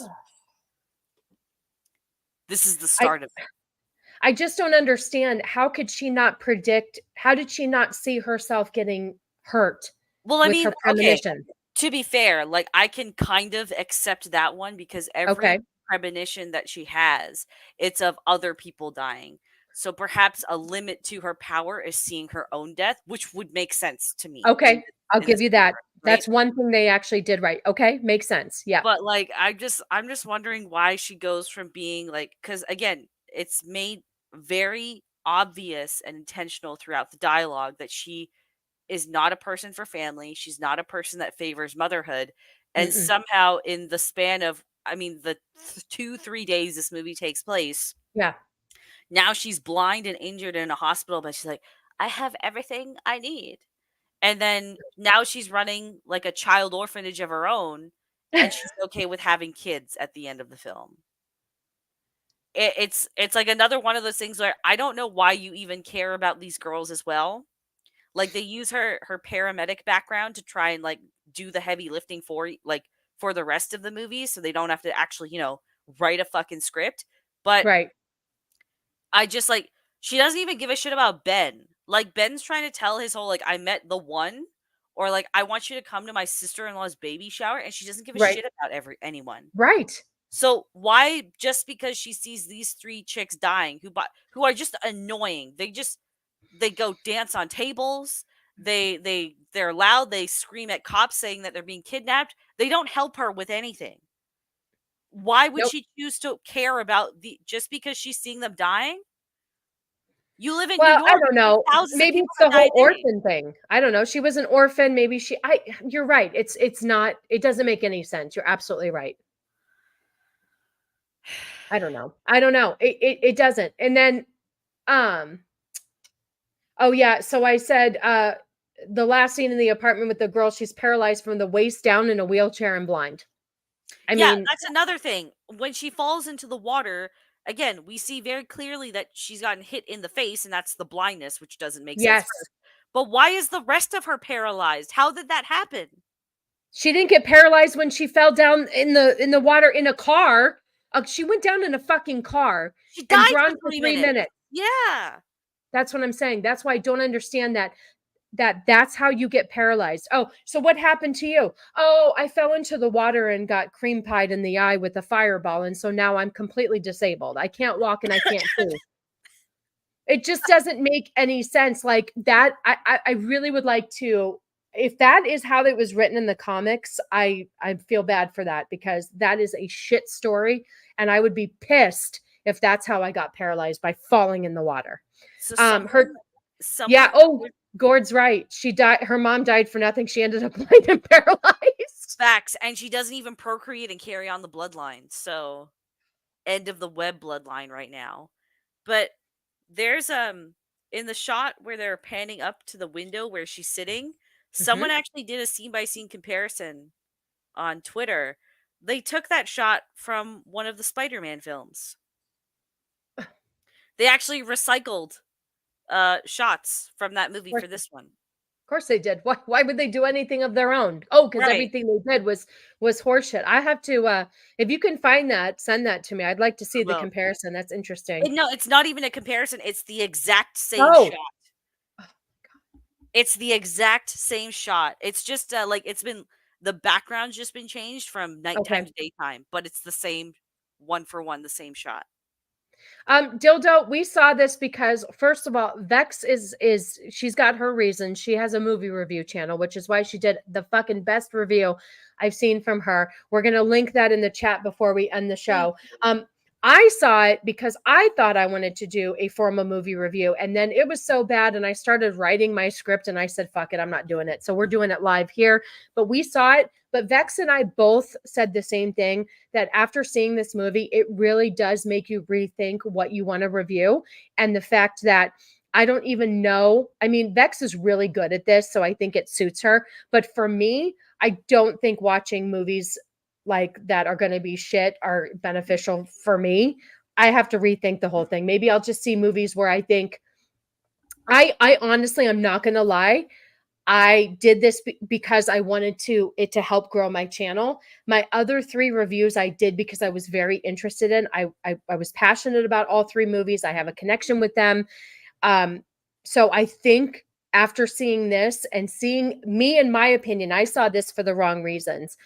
I think I'm going to keep it to like seeing things that I'm interested in or have an agenda that I really want to talk about. Like, for instance, the next one coming out, unless I'm missing something, is Inside Out. I liked the first movie. The second one, they're going to introduce anxiety as a feeling or emotion. And I heard it might be non-binary. And so those are things that I'm interested in, especially putting them into a kid's movie. Not possibly trans Godzilla? Maybe that's why I'm going to see it. So I think I'm going to see movies where like I really enjoyed the first one. I want to see how they do the second one. Or I feel like there's truly like, you know how I feel about mental health. I want to see how they do the whole anxiety thing. I want to see if they do a trans Godzilla situation. So, but Vex has a movie review channel. So this fits for her and she does it so well that it's just not in my wheelhouse. This girl's in a league of her own, people. Nobody's going to catch her. Oh, No, I mean it. Like, honestly, like after watching your review today, I was like, I'm so glad I didn't do one because yours was just like, there's no way. Like what you come up with, how you describe things, it's amazing. So we're going to wrap it up here because I know Vex has another show to get on, but I wanted to say the ending of the movie shows the superheroes that they decide to become. So out of context, not explained how these girls even had powers or how it even happened. Would you like to piggyback on that? Well, yeah, they get powers, but it's not set up in any like. There's no post-credit scene, right?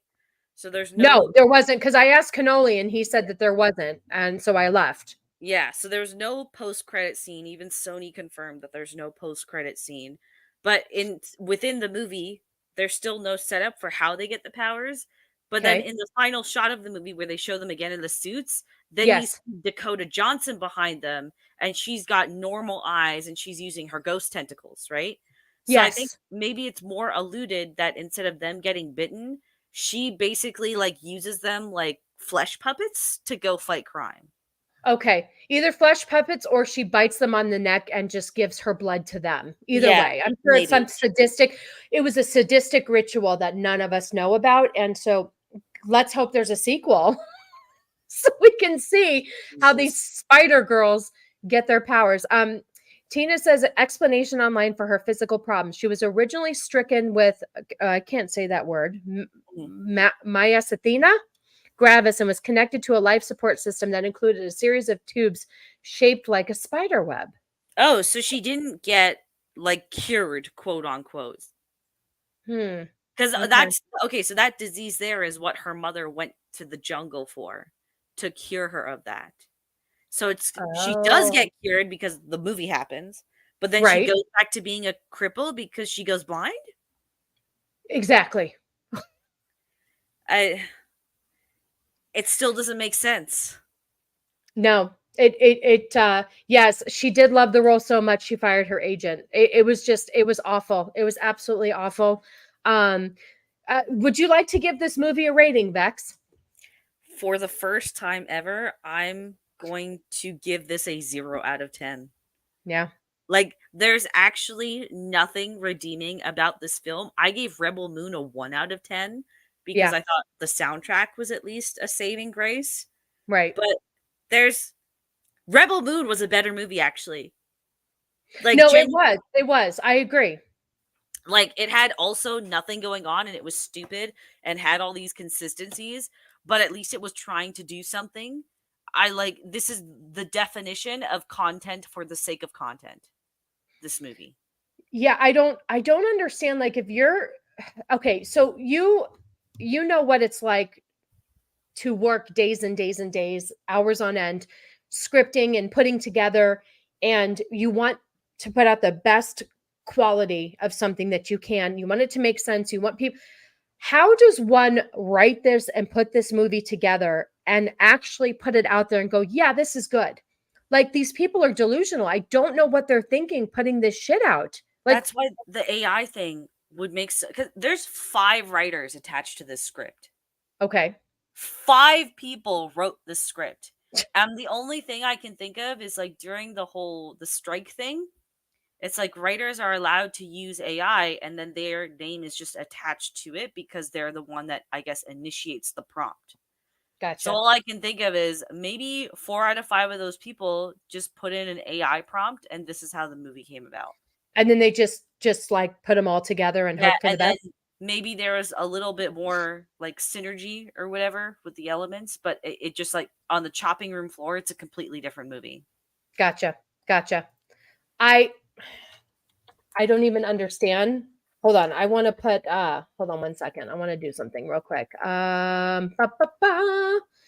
So I'm going to put this. I would like you guys to hold on. Where am I? I got time, by the way. You don't have to rush. Like, all I'm going to do is dinner after this.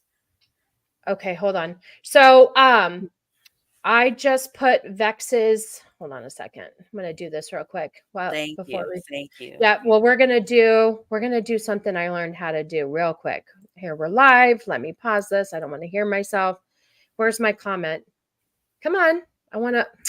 So why does it do that? Like, oh, here we go. All right. It's pinned to the top, you guys. So her review is pinned to the top of the comments. After we're done here, I would like you guys to go give it a view. I have to say, though, I'm not even just trying to, like, kiss your ass here. That was like one of your best reviews. How do you feel about it now that it's out? And I know you put so much time into it. Like, where are you at with this? I don't think it's the best it could have been. You're never going to think it's the best, though. We're our own worst critics. Here's the only reason I think that. The script hit 16 pages before I edited it down to 9. And the only reason I edited it down to 9 is because I edit the videos. I don't have the luxury of being able to pay someone to edit my videos. Right. So if I could pay someone to edit it, you would have gotten an hour-long madameweb video. Gotcha. I really just kept it to the big points, which I felt were worth talking about. Mm-hmm. But yeah, there was basically an EFAP version of my video at one point. Yeah.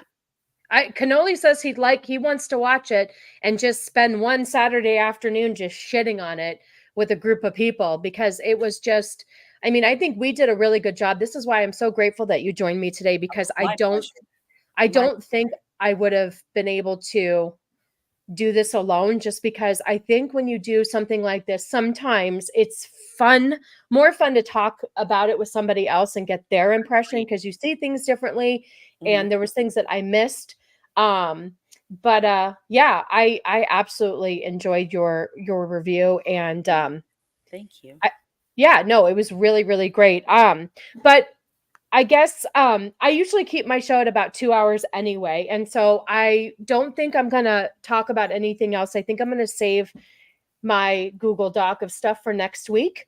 Okay. Just because, like I said, I always do like 2 hours, like maybe just 2 hours. So we're at the 1 hour and 50-minute mark. Oh, So my yeah, no, I didn't know how quick we were going to go through it, but this was perfect.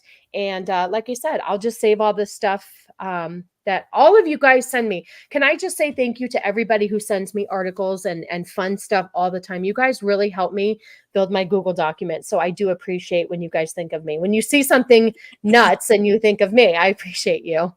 EFAB your own review, Vex. Yeah, she could. I mean, she's got tons of pay. I couldn't even imagine what your script is. I never want to watch this movie. Yeah, I never want to watch this movie again.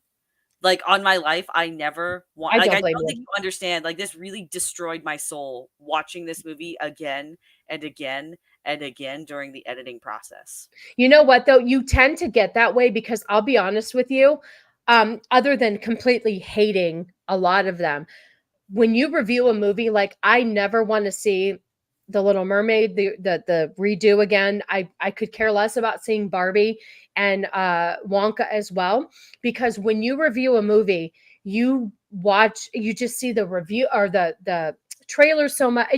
You just never want to. After you spend 3 days on something, you're like, I never want to see it again. So I'm That's right there fair. with you. Yeah, that's actually a good point. I didn't. Maybe it's because you know what? I've reviewed good movies and I want to watch those again though. Like, I'd happily watch Sound of Freedom again. I'd Sure. happily watch Oppenheimer again. See, maybe I need to review a movie that I actually enjoyed. I haven't been able to do that yet, so maybe I would feel differently, but I could give two shits about ever seeing this again. I would watch it with Cannoli just because he hasn't seen it and kind of like get his reaction to it, but to watch it again, like I said, I just have no Vex should do a reaction channel to see her cursing the whole movie would be awesome. Yeah, no, she definitely definitely could do something with that. All right, Vex, do you want to promote anything? I know you're doing a lot of stuff this week. I don't know if you want to just refer people to your community page or do you want to give a little bit of what you're doing? I mean, today, in an hour and a half. It's 4. Yeah, in an hour and a half, I'll be on Mr. Brown's channel. There's gonna be more Madam Web talk. It's gonna be unavoidable for me the next couple of days. And then after that, at 7:30 over on Scene Invaders, we're doing a season recap so far of True Detective Night Country because the last episode premieres tonight. So we're just having like a little pre-stream to kind of go over what's happened so far, what our theories are for the end. And then I've been doing episode by episode reviews on their channel, but I'll be doing a series review on my own channel. Perfect. This coming week. So that'll be out. And then I'm on Zax's channel later this week talking about it again. A lot of overlapping topics for me, yeah. And then B-subs tomorrow. And there's going to be more Madam Web talk. And I am definitely going to tune in for that because I want to hear what everybody has to say. Now that I know that Cynic has seen it, Platoon has seen it, you've seen it. I definitely want to hear what you guys have to say because it's just this movie is so bad that I'm now enjoying what everybody has to say about it. It's actually, It's like, it's enjoyable because of how everyone is interpreting and seeing it as opposed to like, it's not even so like, I know there's a few people that are saying like, oh, it's so bad that it's funny. And I'm like, no, Zack Snyder's Rebel Moon was so bad. It's funny. This is just bad. Yeah. No, like, this was just bad. There was nothing funny about it. There wasn't like any charming moments. Nothing. There wasn't, like I told Vex, and it's not a redeeming quality, but the only part that I liked was the ambulance because I don't even know why. But this whole movie, there was nothing that I could say, well, that part wasn't bad. No, the whole thing was terrible. Yeah. I mean, like, there's genuinely, like, not even Britney Spears Toxic could be named as, like, a redeeming factor. No, and the fact that somebody did something to themselves in a theater over how Sweeney was dressed in this movie, I didn't even know that was her. Like, this is how stupid I was. I had to Google who this Sweeney chick was because I'm not familiar with her. I guess I haven't seen any of her work. Anyway, I'm looking at it and I'm like, oh, like her in this movie like that got somebody all excited. I'm like, oh god. That's what, because you can also tell that she's wearing a wig. I don't know if you noticed Thank the you. wig line. I told my Okay. kid that. I said she is definitely wearing a wig. It looked terrible. Yeah, and then you don't even see that she's got a body. And I'm like, No. 'cause I was talking to Cynic about this. I'm like, Cynic, she's not even, he's just like, no, it's enough. I'm like, they hide everything that's good about her figure though. Like, Yeah. what is there to fap to? It didn't make any sense. When I saw that, I was like, oh, really? She did not look. But here's the problem. She has a very mid face. So when you put a bad wig and some frumpy clothes over a mid face, you're not going to really get anything, in my opinion. Mid. Yep. She's in Euphoria. There you go. That's why my kid likes her, because my kid likes Euphoria. My kid, I'm not proud to say it, also watched 50 Shades of Grey. I did not know she did that without my pretty tame compared to Euphoria, to be fair. Exactly. It's fine. My kid never wants to do drugs because of Euphoria. So if it teaches her anything, it taught her a lesson. Yeah, she likes Dakota Johnson. See, here's the thing. This is what this movie is made for. I love my kid, but she's a stupid, almost 16-year-old girl, and she enjoyed the movie. I told her that. I said, this movie was made for dumb 16-year-olds that don't understand anything and have no understanding of the lore of this at all. Like, she's still, like, my in-laws asked her last night at dinner, they're like, did you like the movie? She's like, yeah, I liked it. And I was like, because usually like a couple of days after, she'll start thinking about it. And she's like, yeah, she did admit that there were certain parts that were really stupid, like we talked about, but she still overall liked it. So, and that's fine.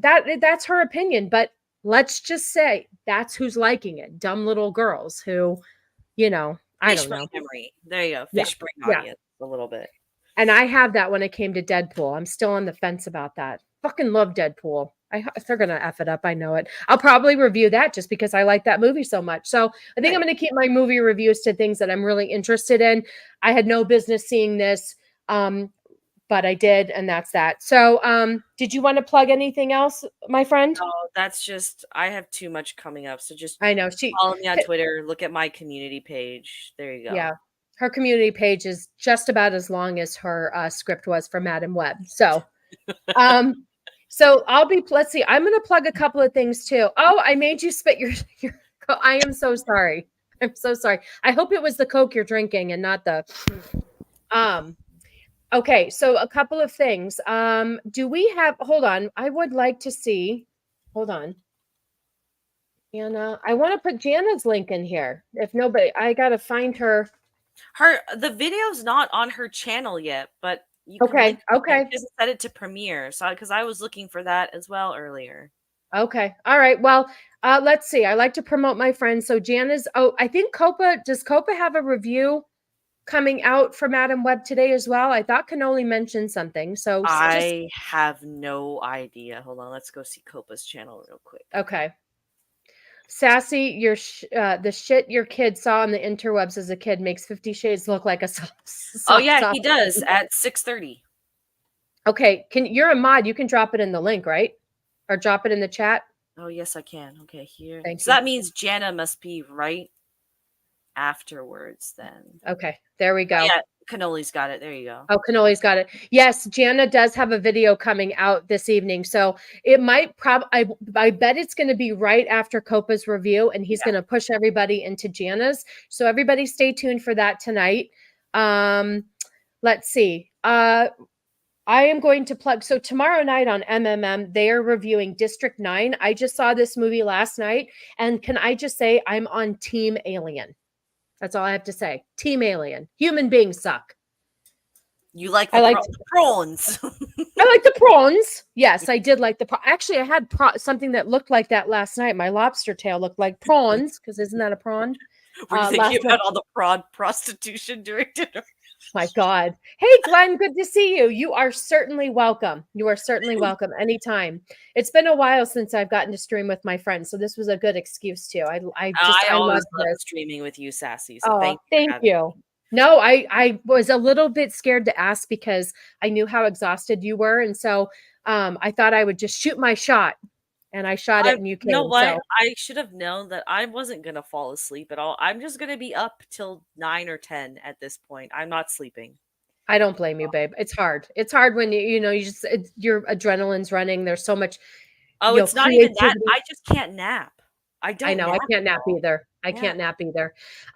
So tomorrow night on MMM, they're reviewing District 9. Is Zach's first time on the channel. So that'll be exciting. And then there's Bagface and Lofty. So there's going to be a lot of different opinions. Lance will probably be there as well. Lance will probably shimmy his way in like he likes to do. So tune in tomorrow night on Cannoli's channel for that. On Tuesday, I am over on Gord King's channel. And we are reviewing 80s movies. So I submitted my list of 80s movies, and we are going to talk about that Tuesday What was over on, on the list? what, babe? What was on your list of 80s Oh, movies? I have it. I can give it to you. Hold on, I have it in my notes. So my favorite 80s movies are Neverending Story, Adventures in Babysitting, Karate Kid, Breakfast Club, Pretty in Pink. Not sure if anybody's ever heard of this one, The Boy Who Could Fly. 16 Candles, Ferris Bueller's Day Off, Spaceballs, Back to the Future, When Harry Met Sally. The Little Mermaid came out in 89, so I got to count that. Ghostbusters, Caddyshack, and Moonstruck. There's a lot of John Hughes on that list. Of course. He was Mr. 80s. I know. I guess I kind of like, oh, you know which one I forgot to add? Is Uncle Buck an 80s movie? I think that's 90. I want to say that's 92. Hold on. Okay. Uncle... Cannoli said yes very quickly, but he doesn't know. Oh, 89. Yeah, it does count. I just added. Gord, put Uncle Buck down. Uncle Buck, I freaking loved that movie. Here's 25 cents. Go downtown and have a rat gnaw that thing off your face. Best line. So I will be over on the Gord King. Oh, Princess Bride. Okay, Roadhouse I've seen. Princess Bride, hot take, never seen it. It's actually not a bad movie. I haven't seen Neverending Story. I need to watch that. So I've heard it's it's been spoiled for me because of, but I'd still like to see it in full either way. It's really good. It's just there's a couple of parts in there. Well, there's one part in there that rips your soul out. And Whitey actually had it in one of his videos with the horse in the mud. Oh God, that when you're a kid, man, I used to fast forward through that. I still do. I can't handle it. I just can't. Anyway, so Tuesday over on Gord King. Let's see. I think that's all for me until next Sunday. I will be back here next Sunday with a regular SSS. Yeah, that's enough S's. And Terminator. Oh, I was told 15. Terminator is great too. There's a lot. Predator should be on that list. Predator. Well, listen, here's the thing, you guys. I had to also pick movies that me, as a little sassy Sasquatch, watches. So like, I'm not one to go like if Predator was on or Terminator was on, unless it's the one with Eddie Furlong. I'm an Aliens. Like those aren't ones that I'm going to sit and rewatch. I would rather rewatch Breakfast Club, Pretty in Pink, Uncle Buck. Those are like my type of movies. So I gave him a list of my favorite movies. Did I put Adventures in Babysitting on there? I think you did. You said you said Babysitter's Club. Oh no, Adventures in Babysitting. I got that. Oh, Babysitter's Club was great too. But that was that I don't know if that was in the 80s and that was a TV show. Did you ever watch Better Off Dead at all? No. Oh, I think that's probably the best movie from the 80s. Better Off Dead. I showed it to my husband over the holidays, and he fell in love with it immediately. All right, I put it on the list to watch. Okay, it's a young John Cusack. It's a lot of those like teenage romance comedy vibes. Basically, this guy's kind of a loser. His girlfriend dumps him. Right. His girlfriend dumps him, and there's this ski competition, and it just turns into him trying to like basically win this ski competition to get her back, but he then falls in love with someone else. So the plot is very simple, but it's the executions. Like, music was awesome, and the humor is unlike any other humor I've seen in that genre of film for that era. Oh, I will check it out. I'll have to ask Cannoli if he's seen it. I'm sure he has, but it's so good. I think it's on Showtime's app. Okay. but I'm Oops. sure you can find it elsewhere. But I'm I sure love that Canoli movie. has ways. I know I wanted him to find The Boy Who Could Fly for me because I haven't seen that in so many years, but I remember really liking that. And it's interesting because the asshole that the girl is dating an Uncle Buck is the boy from The Boy Who Could Fly. Yeah. Oh, okay. I've Yeah, never heard of that movie, so I'll have to add that to it's my weird. list. It's weird. Yeah, it's a weird movie. But it was, I don't know, it was something I liked when I was younger. All right, you guys. So I appreciate everybody for hanging out with us today. It was here. I'll just do this. Thank you. Oh, I have one more clip I want to play. This is going to be used quite a bit. Hold on. This one's really funny.